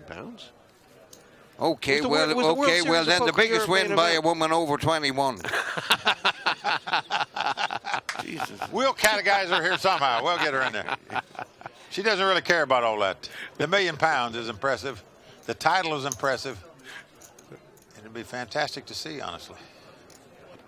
Okay, 14 bigs. I mean, he's going to be first to speak one time in 3, and he's pretty much got to shove everything on. That's why you get the big bucks, man. It's getting easier for me. Thank God there's only 3 left. I'm not going to make so many positions. 4 and 8. Sorry, 4 and 8. He's got 17 bigs. Well, there is the dynamic between Jacob and Maria. Like, second prize here is 625. The winner is $1 million. I mean, they made Duke around here. And is he setting a trap, or is it because there's still a short stack here that he wants to keep the pot small until? It could be a bit of both. Yeah. But being that he's got the bigger chips, he really should have raised that, shouldn't he have? I mean, unless he was trapping, you know. I mean, it's a very, very big hand, blind on blind. He certainly wasn't limping to fold. We know that. Famous hand, the ace-9. Chris Ferguson took down TJ Cloutier with the 9 on the river. It's so long ago now. It's hard. She's got a 4 I to just hit. walked into the card room that day. Missed all the final table of the Worlds. I just walked in to see Jesus get the 9. To see that hand, yeah. I think Mike Sexton might have been deep in that event. I'm sorry. I think Mike Sexton might have been very deep in that event. When Jesus won the, weren't you when the? I think Jesus Mike won Sexton the might have lost a big hand with the ace-9 against the 4s. What?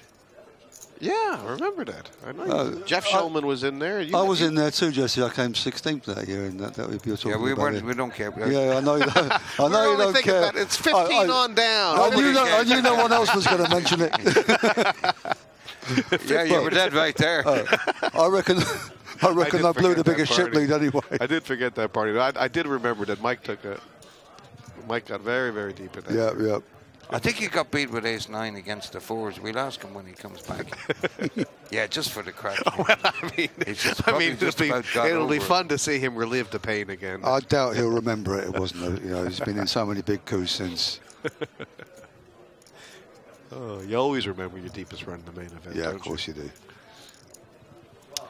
Can you remember your deepest run at the main event? Yeah, I was just going to mention it. There was only about 400 runners, and I think I got 360th. But it was a deep run. Yeah, but that late registration certainly helped you out. Well, I mean, in a few years' time, you can mention that you were in the last 360 in the main event, and quite possibly an unlucky loser. We were talking about. If I had just won that last pot, I would have had 3 big blinds. That's all I can tell you. Okay, well, did Maria try? Maria tried to bluff that on the turn, and Jacob called just for the ace. She's going to have to find another bullet if she's going to want to take this one away. He has effectively been slow playing his hand, certainly before the flop, and he's been sticky on the turn. Not sure what the action was on the flop. Jeez. Well, if you hadn't been telling us you finished 16th at the World Series, you might know, mate. Not trying to be critical, but you know somebody's got to say. Oh, God help us if you ever try. Parg's never gotten deeper than 16th in the main event. He would not have that. We'll talk about that now in a minute. Not this century, anyway. Not this century. Not this century. No. Not this millennia. Oh, that's harsh. Well, okay. Well, she gave up. It was a very nice try. We'll never know whether he would have called it down on the river. It would have been a tough call.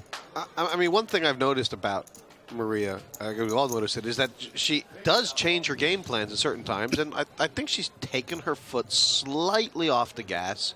This is because we've got a relative short stack. Yeah, we've been trying to you know, explain that to you, Jesse. I mean, if you'd only listen. Yeah, but it's great that I mean, it's one thing to talk about it, but she's doing it. She's doing everything smart. You know, she shouldn't be, winging away bluffs right now with the short stack on. She's she's never committed all her chips to any pot. She's never committed more than half her chips to any pot, I don't think, and she's always trying to find ways to keep the pot small unless she's got them strangled. No, that's just. She doesn't have an ace in a million years here. Oh wow! Once he's checked on the turn, it feels like he's got showdown value. You know, he loves to just fire these things. Well, if he had nothing, he'd be more likely to, wouldn't he? He pushes his edges a little bit more. I wonder if Jeremy's prepared to have 2 pops at it. And 1 pop might not do.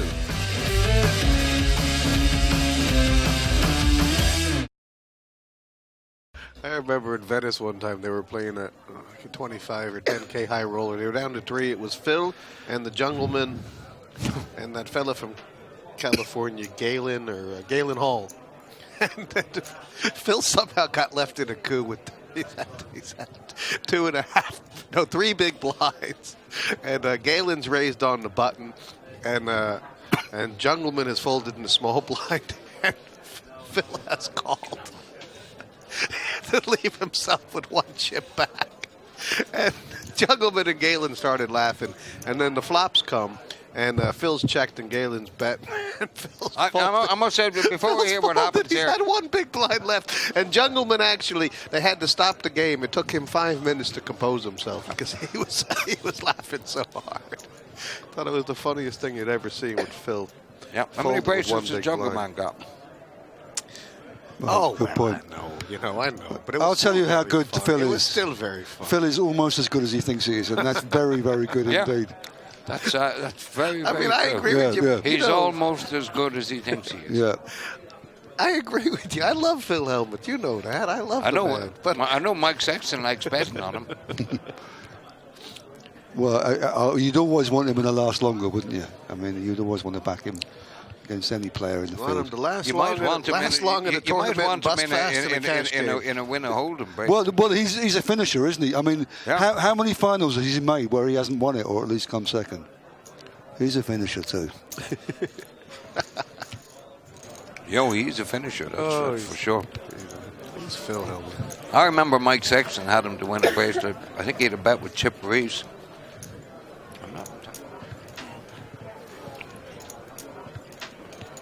I think Cabbage might have been in the middle of that.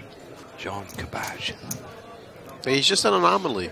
The 5th member of the Hendon mob. John Large Garbage.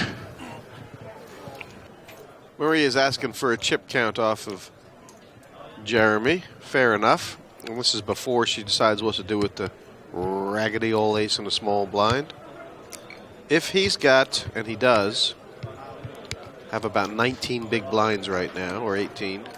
Yeah, I guess it's a bit ropey because she's thinking if she raises and he shoves, she kind of has to call but doesn't really want to play that big a pot. I mean, so she's decided to limp it.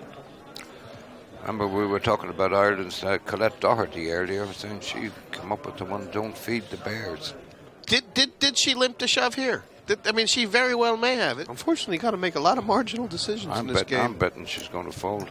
On past form, yeah, but I mean, she was under-repping her hand really in the blinds, but it's the weakest ace. I kind of like what you're saying there, Park. Yeah. I think that she probably did limp to fold. She didn't want to raise fold, so she decided to limp. Is this one of those things where one of the other reasons she doesn't want to do it up is because it's given Jacob so much equity by her playing a big pot with Jeremy? Yeah, and they want to take cheap flops against Jeremy and for one of them to take him out, don't they? They don't want to be doubling him up. Gus Hansen had a big thing on that in his book from years ago about the dynamics three-handed. Well, it was quite a long book, to be fair. I still think it was I think it was one of the greatest poker books ever written. Is that the one about every hand revealed when he did the whole? Yeah. I think it was. To me, it's. I read it in one sitting. It's a fantastic idea as well, isn't it? It hadn't been done before. Yeah, but it's fantastic. He won the tournament. I mean, could you imagine? Well, how many times did he go through the process before? Was it the first time he went through the process? Of course it was. He's Gus Hansen. That's pretty incredible, isn't it? I can think of a lot of players who could have started writing that book and we're going to publish it when they won a tournament. One guy started. One guy started with a quill. I guess nobody knows what a quill is anymore. Simon changed the name. Well, what do you think Jeremy's going to make of the fact that she took so long to call? I'm not crazy. I'm not crazy about this call that she made it. Not an awful lot because she's been taking very, very long about every with all decisions. Yeah, that's a fair comment. She's been taking a long time about this. Jeremy finds.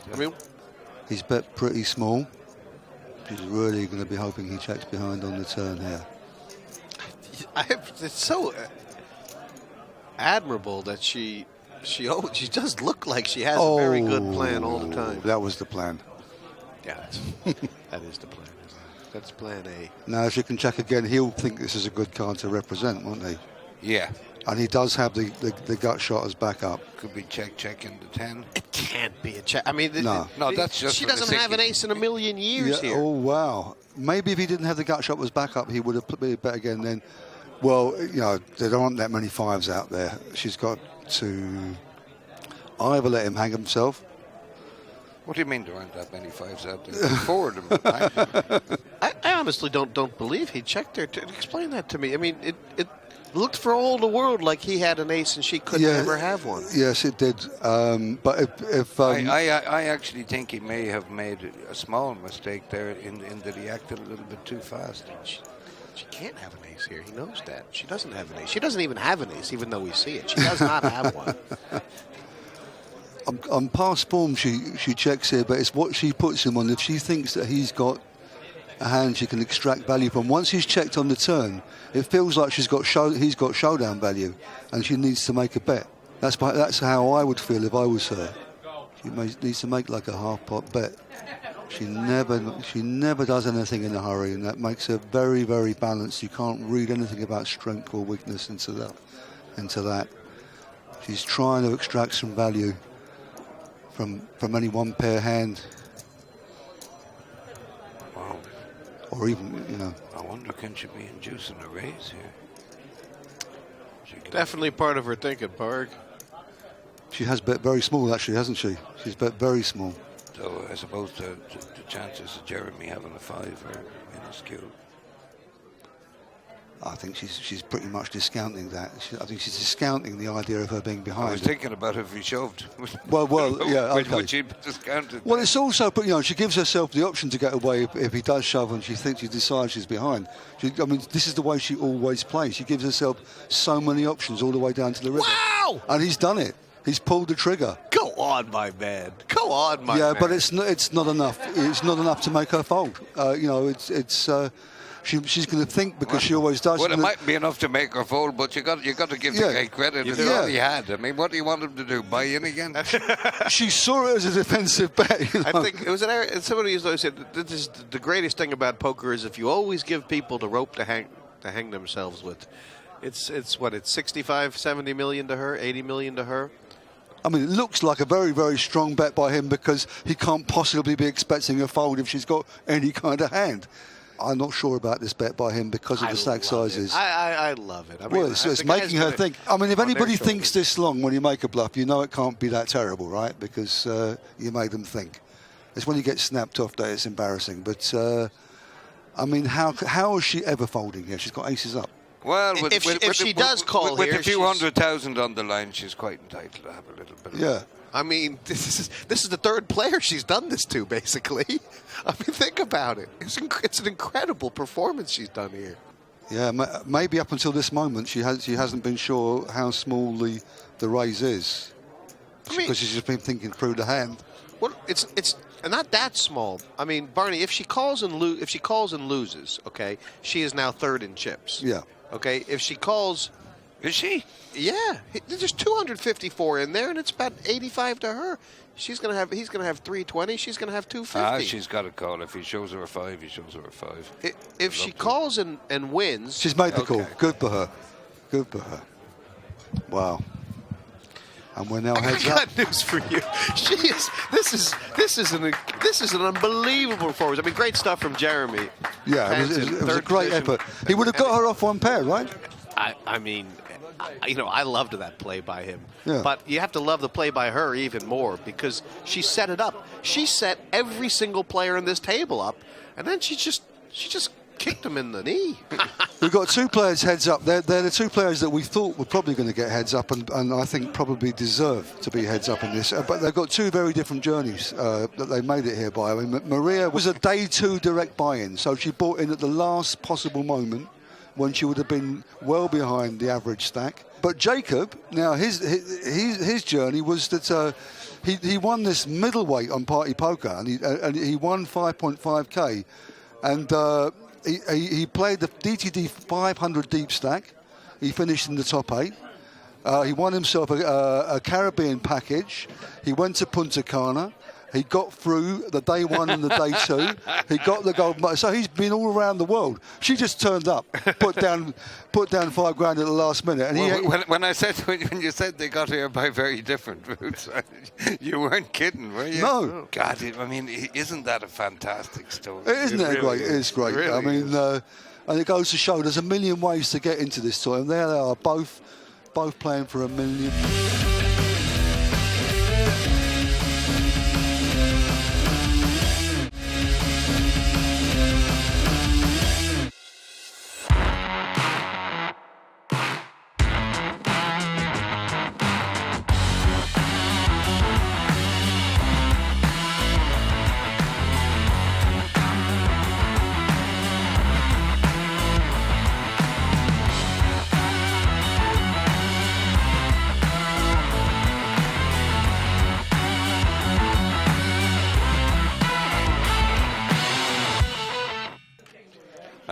I'm sure he's listening here today.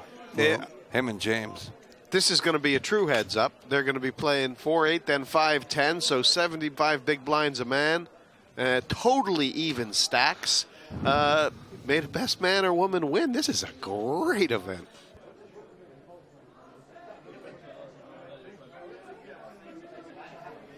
This is it.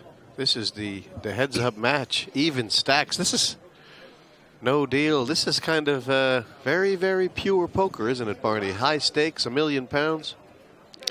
Yeah, and it'd be interesting to see when they're playing so deep, whose style prevails here, because she's been playing very small ball, Very, very thoughtful poker. He pushes his edges a little bit more, and there'll be a lot of respect. Both of them have played absolutely fantastic. Both have shown they can make good calls, good laydowns, good moves, and they're playing deep. I don't expect this to be quick. Yeah, I mean, you've always got the chance of a cooler, but I think there is a lot of play in this heads up. Joined by Mr. John Calmar, Scalli, as he's known far and wide in the poker world. And how deep did you get here, Scalli, in this event? Deep enough? Well, I just walked through around the corner. Yeah, no, I'm kind of working for Dusk Till Dawn now, arranging some of the bigger cash games. So, not actually had any chance at all to play this week. You're actually the face of Dusk Till Dawn lately. They changed I don't know about the that, Scalli room, right? No, it's called the Scalli it's room. still called the Tricky Room, no. which I'm more than happy to keep it that way. Have you got your own cocktail yet, though? No, it's completely not that. No, I think they've named one of the toilets after me, though.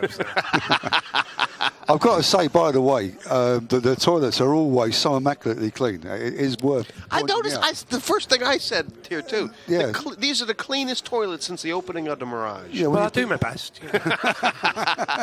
What? Not to miss the floor. In between other things. It's been a great week. I want to hear about that. But first of all, these are two relatively local players. Do you know either one of them? I mean, No, not so. I've not seen Maria before. No, I believe Jacob's he's kind of free rolled his way into it through various. he was down in Punta Cana and he won something there. Came through phase one, that sort of thing. That's great. I'd love the thought of somebody getting in cheap, winning one of these rather than somebody. I mean, it's great the fact that you can get him for just 500 quid if you wanted to flick. I mean, you can get him for a penny if you want, really. But it would be great to see somebody do a gigantic spin up in that way. Yeah, he was a phase one, and Maria, I believe, was a day two direct buy-in, which a lot of people, Parg included, thought, well, that's just terrible value. You only get 50 big blinds. I'm not wasting money on that. But it's not so bad, is it? You say that, but I mean, how many final tables would you join with 50 big blinds? If you ever get deep into an event, quite often it's 25 big blinds would be the average for the finals. So it's such a good structure that, you can buy pretty late into it. So It is a good structure. I think if I'd have got the chance, it's kind of the way I like to get into events nowadays. If I'm going to play, if I can have 2 days off and jump in at the last minute, I would probably. No, but look, when you're a full-time player and you do play a lot, it means something to be able to kind of come in and make it serious right from the start. So these worth $1 million each. These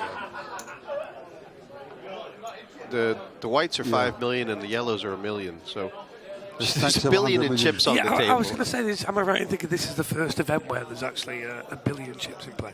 Definitely. Yeah, you're right. $1 billion. Okay, top pair versus middle pair. I don't suppose Jacob's checking just to fold this second pair here. Heads up. That counts as hitting the flop, and but she smashed it with top pair. She knows how the values change as the field thins out, and heads up. This is very, very big. But everything's big until the chips all start going in, and then you have to look 2 or 3 times. Well, yeah, of course, and she's very good at putting the brakes on. She's the most likely player to check back the turn if it comes a blank and he checks to her. Because she's very good at pot control. It's a big part of her game. That's not exactly a blank on this board. Keep Jacob a little bit more interested now with the gut shot. So each one of those chips is effectively five times 5. It's 5 people's buy-ins. Is this check, by the way? What do you think, Jesse? Yeah, I think it is. I think, he's checked, and I don't know. I think they're going to be playing for a while, personally. So yeah, I'm happy to ease into this one. I'm not surprised that she checked back, and. He loves to just fire at these things. Well, if he had nothing, he'd be more likely to, wouldn't he? But I'm curious why you'd grow such a moustache just to hide it. Just hide it under your hoodie there. Well, this is a stopper bet, isn't it? And she's calling it all day long. I've been away from the poker world for a couple of years, Scalli, but the facial hair is run rampant these days. Yesterday there was 6 out of 8 guys had a mustache at the table. That was a good blocker bet. If he checks, she's betting more than 10, isn't she? I think so. He's won that little round there, that skirmish. I mean, oh yeah, he lost. let's say honours even, shall we? But Scalli, it's actually been 10 years apparently since I've been here, since the Black Friday and the 48-hour cash game. But this club is this the most successful week of club history? Would you say right now? Doubt. I think it is without a doubt. Anyway, certainly since I've been here, and we've had some big events on with the WPTs. But you know, every credit to Party Poker and Rob that they're really going for it. They want to put out a tour there that's for the players. You know, for the players, but also that's enticing to new players as well, or maybe get a few people out of retirement. As time goes on, there's going to be two events that every poker player is not going to want to miss. It's going to be the World Series main event, and it's going to be the Party Poker Millions. I mean, it's absolutely huge. The first prize in most of these big tournaments is like 200,000, 300,000. I mean, getting the £1 million first prizes back. Yeah, I think a few years ago, everybody got a little bit giddy, didn't they? And they started upping the buy-ins from like 3,000 to 5,000 to 10,000, then 20,000. Yeah. And you were getting these £1 million prize pools, but then people started to realise they're sucking so much money out of the community that they had to drop the prizes. So even like the EPTs have gone from 10,000 buy-ins back to like 3,000 WPTs, same way. This is the best of all possible worlds, because you know the best value tournaments on the circuit tend to be like the €1,000 buy-ins or whatever, where you get a more spread of ability in the field. But this is allowing everybody a shot. You can come in at different levels. You can come in at the different levels. You can play online. If you're from overseas, you can play your day one online, so you don't need to travel until you get deep into the event. I mean, look, they've gone out there. They've tried a completely new concept, and you know, it would appear it's worked. She's pulled a whole huge boot out of her arsenal here. She's like a siren on the rocks, isn't she? I mean, it's just unbelievable. Hear my song. I'm not sure about this one. I think I would probably take my free card here if I was Jacob. Well, I don't know. I mean, there's nothing wrong with keeping up the pressure. She can't have like top pair every time, you know. It's really tough to check the river when you've barreled this turn, isn't it? I mean, you can't really respect. You're just building you're kind of building a pot, aren't you? You know that feeling well. This is a man with experience in the three-barrel bluffs. If you're now flat call here, you're already starting to price up how much you're going to try and make this on the Although there is probably no sweeter feeling in poker than the big third barrel bluff that you really shouldn't be making and getting the third barrel. You know what? As far as Maria's concerned, if he doesn't get the 5, 6, or 3, so he can just check behind. I think. If it ain't broke, don't fix it. That's her approach, isn't it? This has been working for her all the way. He's got there. Oh he's got there. God. I think he'll get a few quid out of this as well. Oh my God. Yep. But is she going to check call again? I mean, how big is he going to size it now? He's going to go big. Yeah, that's what, to make it look like a bluff. And, I think he's going to go big and she's going to call. 120 million, something like that. The problem is, I mean, you haven't been watching him all 2 days like the rest of us, Scalli, but I think he would have made a big bet if that card doesn't come. I think he was setting himself up for a three-barreler. Yeah, I mean, he knows it works a lot of the time. She was in front the whole time. She seems to have a good sense of where she is in the pot in terms of strength. What's she imagining that he might have? A set? But she has made laydowns in this spot. She got away from this exact player. Yeah. He was raising 7 out of 8 hands or 7 out of 10, whatever, yesterday with two tables left. She got away from jacks. This is a fold. She got away from jacks on a 10-high flop. He had aces. He had raised. She flatted. It was amazing. Or cowardly. I mean, it's always a fine line. Yeah, it was a good fold on that occasion, is what you say. No, it happened to be. In the hand she's most afraid of is maybe Jack Queen, right? Jack Queen potentially. Yeah, would he bet that high with Queen King? I mean, yeah, probably not. Well, he's very polarized. Yeah. This is well. There's no point showing a card now. She knows what she's done here. Well, he's shown one card. What she's done here is she's called on every street when she's in front, and she's ditched it when she miraculously went behind. He's tried to mess with her head by showing the one card, 6. 76 BB versus 71. Yeah, it's still very close. I mean, basically, the story of this heads up so far is the cards have been very sweet to him, I think, and she's kind of she's got away doing the minimum in every hand, where she's either tried something or gone behind on the end. He's going to be the guy making the big barrels. The problem that I always think is that you say, well, you just got to catch him once, but if you don't, the guys who make those big barrels, they actually, that aggression.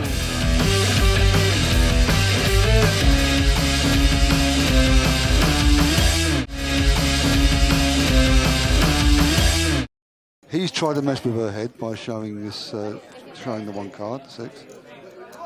He's definitely a man who's feeling confident. We spotted him yesterday, Barney. I mean, from a long way out, he was really there. We had only sat down there, down to 2 tables last night, or 3 tables, whatever, and he made a lovely jack-deuce offsuit squeeze from the big blind 5-way, followed it up with the barrel on the flop with absolute 0, and, you know, I mean, that stands out. Yeah, it's like we say, you don't have to hit your cards. They have to hit theirs if you play the game properly. No, he has been playing absolutely fantastic. I suspect he'll be favourite for this one as well. I made Maria favourite. in this heads up. We had a disagreement about that, didn't we, Jesse? I took him, but there's not a lot in it, obviously. And they've got very different styles, but I just felt that his style probably suited heads up a bit better. I just feel all the pots they both made, such as this, he's going to take the majority of those hands. She needs to adjust. Well, she did have a little peek at her chips there, so she might be thinking of a move, but it's a little bit difficult when you've got 4. No, here we go. It's always difficult. There's always a long road when you're heads up between knowing you need to adjust and actually adjusting, right? Because the pressure never goes away. Well, I mean, for the second time, she's called him down with king high and been right. But I mean, there you go. He's just going to continue barreling.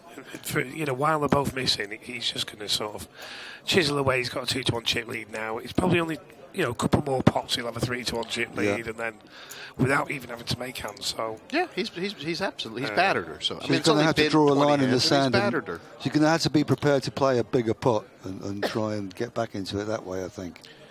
See, this is one of the reasons why I loved the Devilfish's game, because in this kind of spot, if he was sitting in Maria's, he would have kicked Jacob under the table.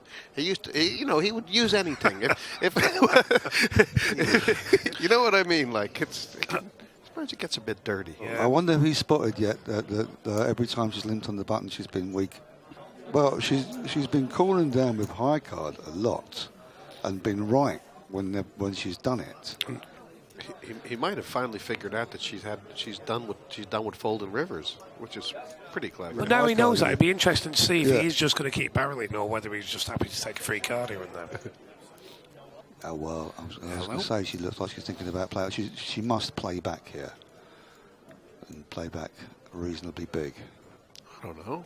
Unless she's thinking of trapping, it's one of those where she's waited so long without 3-bet, it almost seems more, I don't know. But she could catch a pretty disguised hand, and now she knows he's barreling a lot. Yeah, I guess she knows that she's going to get him to lay down a lot of hands that she's dominating. She does play back, but she's got herself into a sticky situation here.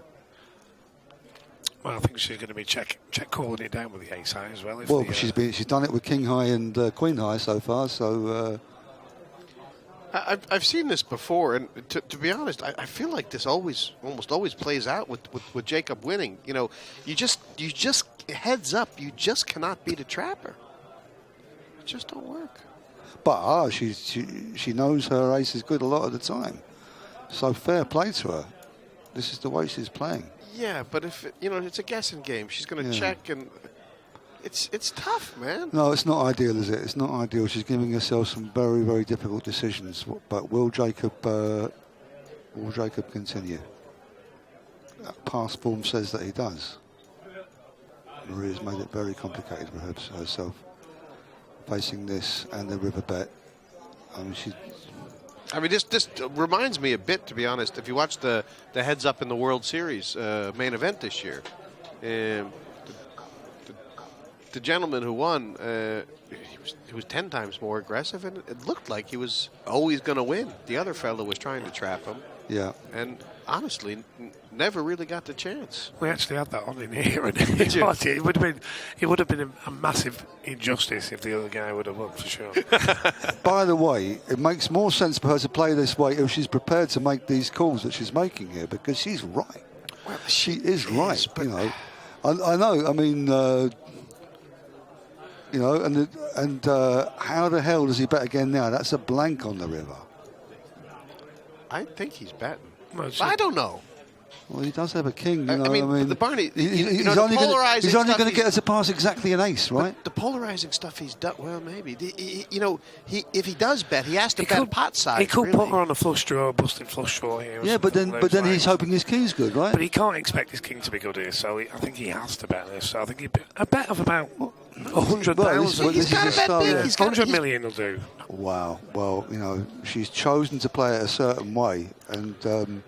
Well, if she does find a call here, it'll be very impressive. But momentum will switch massively. What was her plan on the turn? If she's not, I mean, it is a very big bet.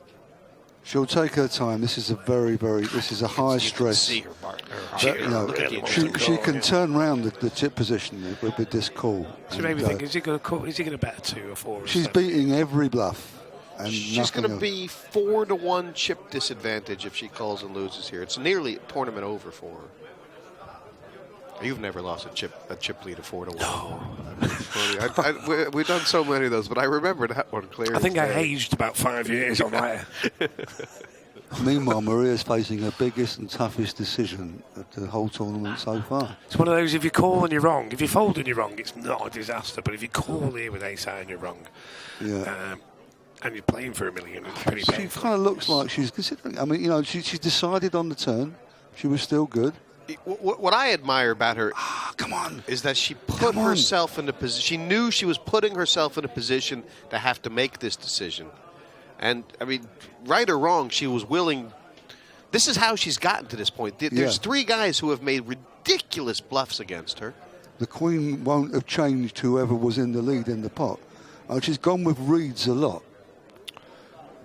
And I think she's calling. I think she's calling. I think she's calling. Yeah, it really looks like it. She's thinking, how much difference does it make, to my situation if I lose these chips compared to how it's going to turn the thing around if I win the pot. She's calling. This is her She's tournament. Calling. This is her tournament. It's huge. Wow. I thought she'd given up. Wow. That's brilliant. That's brilliant. Nice call. Wow. And wow. He's going to hate ace high, baby. Beat that. Take that. Wow. Ace high like a boss. Man. I actually think she's missing a trick here. I think standing up and saying on your bike would totally, I mean, that would... Showing your rear and giving it a slap. On your bike. Well, I don't think she needs to. Look at him. Look at how he now feels. He'll be drained there. He's been sat there holding his breath for the last 10 minutes. She's right back in this. Well, every credit. And she knows what he's been doing. She knows what he's been. She's found him out. Yeah.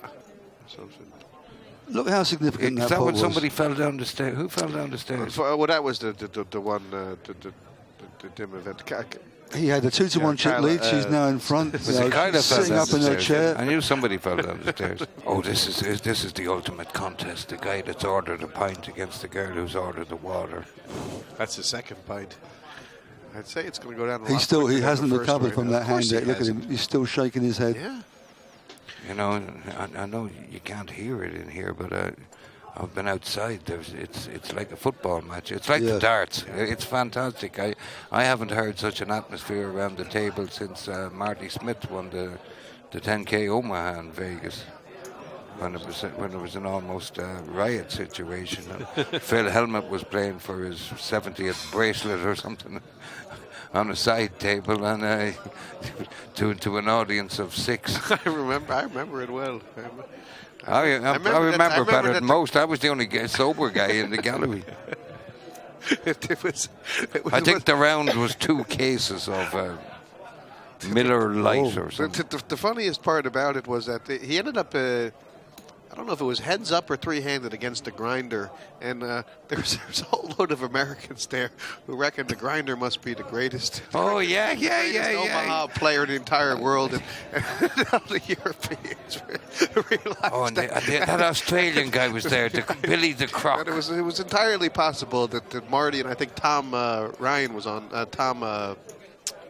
Check this out. Tom was there. I think he finished 5th. Yeah.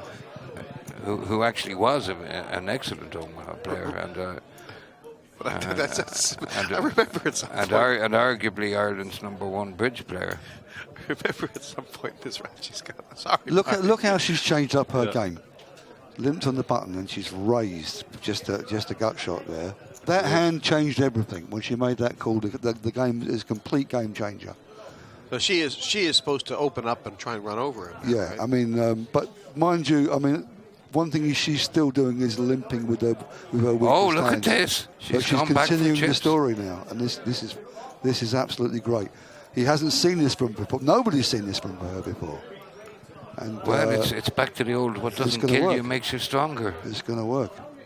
I mean, he's got a pair and a gut shot, but you said nobody's seen her limping with her strong hands, but when she turned over the ace-jack, he'll know that it was a hand she didn't 3-bet. oh no, but she called a raise out of position there, Yeah. and Jesus, this has all got a bit hairy. well, he's calling her down. Wow, what is he thinking?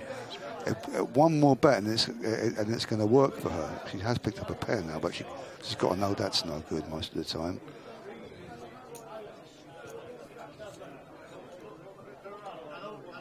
I mean, he's suspicious of the fact that she only limped on the button and then she's repping this flop. Well, I think she's suspicious of the fact that she raised him on the flop, which is fairly unorthodox for her game. In a way, it's unfortunate for her that she caught a pair. I think she kind of felt she had she had ways to win it without betting. I mean,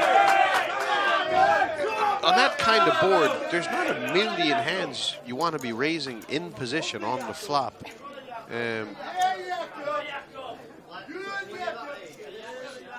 Against someone who leads out. I mean, if she's got an ace, she wants to call. Once If she's got you a limp king, the she button, wants especially to the call. way she's been playing, yeah.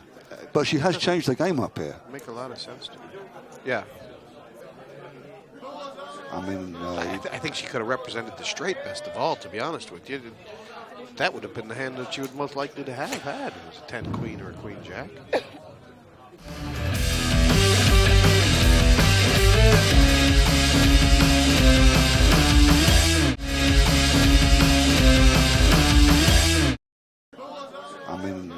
I think she could have represented the straight best of all, to be honest with you. That would have been the hand that she would most likely to have had. It was a 10 queen or a queen jack. yeah, she's sitting up in her chair and she's feeling like she can really win this. I mean, the body language looks very good for her. You know, like we've been watching her for 2 days, being very deliberate about all the decisions. And, can she play back on this board? I mean, who can watch this and say that poker is not sport? You know, you've got the switch. A lot of people I can think of. Do you want me to start naming them? And how long have you got? I don't know. The master of answering the rhetorical question. Who can say these are not two athletes in the prime of their... Oh, don't get him started again, for God's sake. In the prime of their careers. She's changed up her game. She hasn't got a strong enough hand to call down with. Oh, okay, it's a call. Wow. Oh, my God. Okay, well, how much better a card can she have hopes of seeing on the turn? Top pair now and the flush draw. Now she can go back into check call mode. We'll see how quickly he checks here. I mean, that was an out of position float with her. Don't make no mistake. She had nothing. She was planning something on the turn. By the way, under the heading of Jacob... Well, that's all she could have been doing, Barney. Yeah. This takes heart. Yeah. He doesn't switch off. I mean, I love the way he plays it. It might not be hard. It might be stubbornness. Their styles are so well set up for a great heads-up match because they've got opposite styles, haven't they? And a lot of it is card dependent, but now, I think she was planning to do a check raise on the turn. And now she can just call because she's hit kind of like the ultimate bingo card on the turn for her. I think from her point of view, if she goes for the check raise, she doesn't give him the opportunity to lose his entire stack on the river. This is a give up. I say he gives up this time because you know she called on that 2-diamond board. You know she called again on the turn when the diamond came. What does he think he's going to get her off on the river? Look at the color of his ears right now, Barney. I think he's determined. He's committed to a strategy. Well, for a start off, she could have a flush. Yeah, but I actually I actually think he's well, kind it fits the story. I actually think it's very, very important to him to get a bluff. Oh, he has to bet really big. After getting a bluff called, I think there's something else at work here. He's overbet the pot here. He's overbet the pot. I think she's going to find this call quicker than the last one.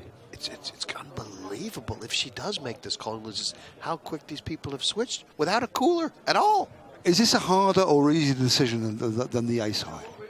It's an easier one. Yeah. Because it's going to do her less damage if she's wrong. And, well, it's a huge bet, but just in terms of... And the 10 doesn't look that scary. It doesn't really fit. He would never have made this bet with hitting a 10 on the river, would he? No. I mean, it would be great if he could. No, he'd have been delighted to hit the 10 and checked. No, he probably would have valued it, but you know, he would have bet. Well, okay. You know what? If she found the call with the ace jack, I think she's finding this call too, isn't she? Now I think she's folding. Now I've decided she's because folding. she sat back in her chair. I don't think. Because she's only just got these chips. It's because of the 7-8. I think there's absolutely no chance she's folding here. No, I think she's calling. The game just keeps on changing, and you keep seeing new things. Still looks the same to me. That may explain quite a lot. Here she is showing something that has not been shown much before. Whether she calls or folds, I hope she doesn't do it. Okay, 1 minute. So I don't know what Jacob had for lunch, but we are going to find out at some point. Who's put her on the clock? It can only be that Jacob's put her on the clock, and. How did he do that without That's what I want to know. Does he wiggle his ears? No, I mean, you know, weird things happen sometimes. I mean, people get well played. Putting on the clock didn't help. That's he didn't think that she had the hand that strong. He thought he was getting her off ace high, and that's a great call. Look at that crowd out here. This is a great match. This is a great match. This is a fantastic match. It really, really is. Well, if they ever ask me what was Barney Boatman's greatest achievement, I would say it has to be. Do you remember in the late night poker when Barney was doing previews on the Hendon Mob? That's true. And he had one-liners for all the guys who'd become great household names. Yeah. I mean, every one of them was a classic. I mean, I used to love it. But we were talking about this in some commentary on the Irish Open recently, or was it in Killarney? What was your favourite one before we get into what may very well be the last hand of the tournament? Mike McGee. He called him Mystic Mike. He can put you on a hand before you look at your cards. And if you knew Mike McGee, that is the greatest description of the man. Close he followed. We might have to save the rest of them for the next stream. This looks like a bit of a caller, doesn't it? Now, with Jackarama, the crew Alexander of poker can't string two passes together. Oh, I'd forgotten that one. Yeah, that was all right. There you go. Well. Wow, and here's the cooler. She's got to fade, mostly just fade an ace for $1 million here. For £1 million. Now, obviously, Maria's in the catbird seat. If she does lose this, she's the favorite, but she'll still have a 400,000 or so chip stack. It's all in for Jacob. Needing that ace from space. God, after all the little games of chess that we're playing, it always winds up, doesn't it, with a big caller, or very, very often. Two huge hands here. All you can get is a swing and miss. Well, she's a big favourite now. Tell you what, these are two total warriors of the felt. I love the way Jacob has played today. Yeah. Absolutely adored. But Maria has been I like the way he played yesterday. Yeah, that's true too. But it ain't over yet.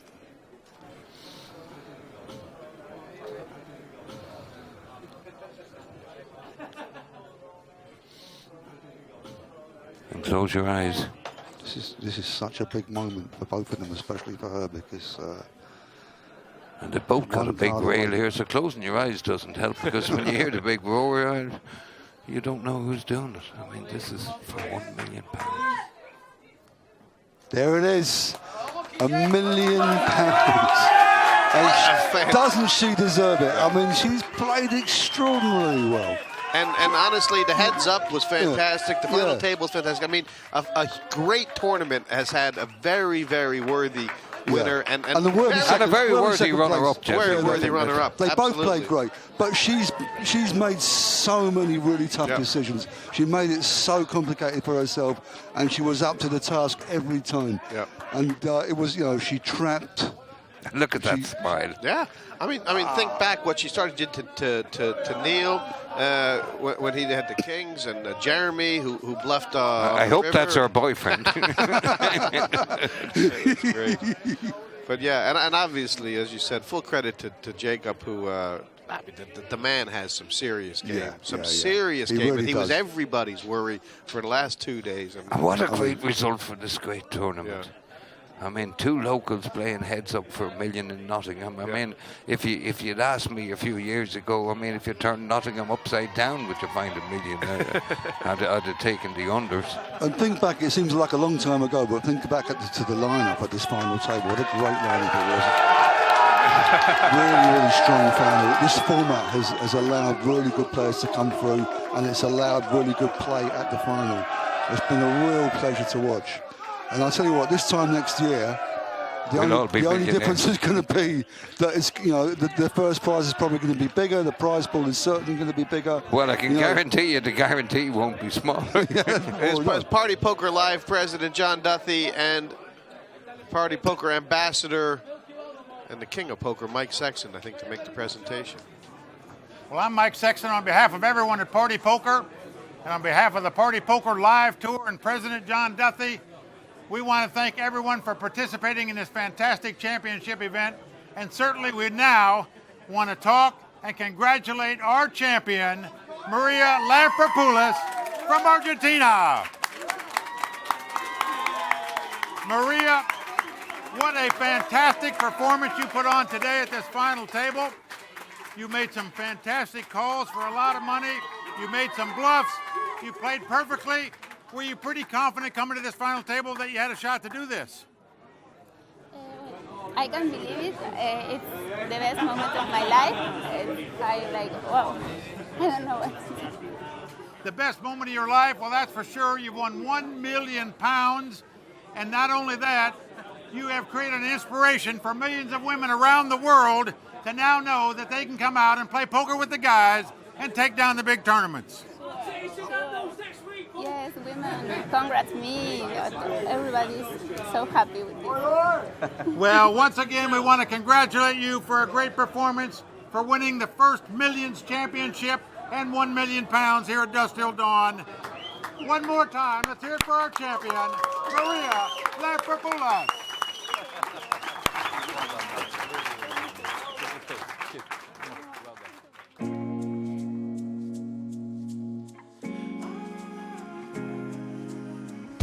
He's got no way of winning it, and she played it to get the absolute low. I mean, whether she's got a monster or a marginal hand, but she gives it a lot of thought, and that's great composure on the huge stage.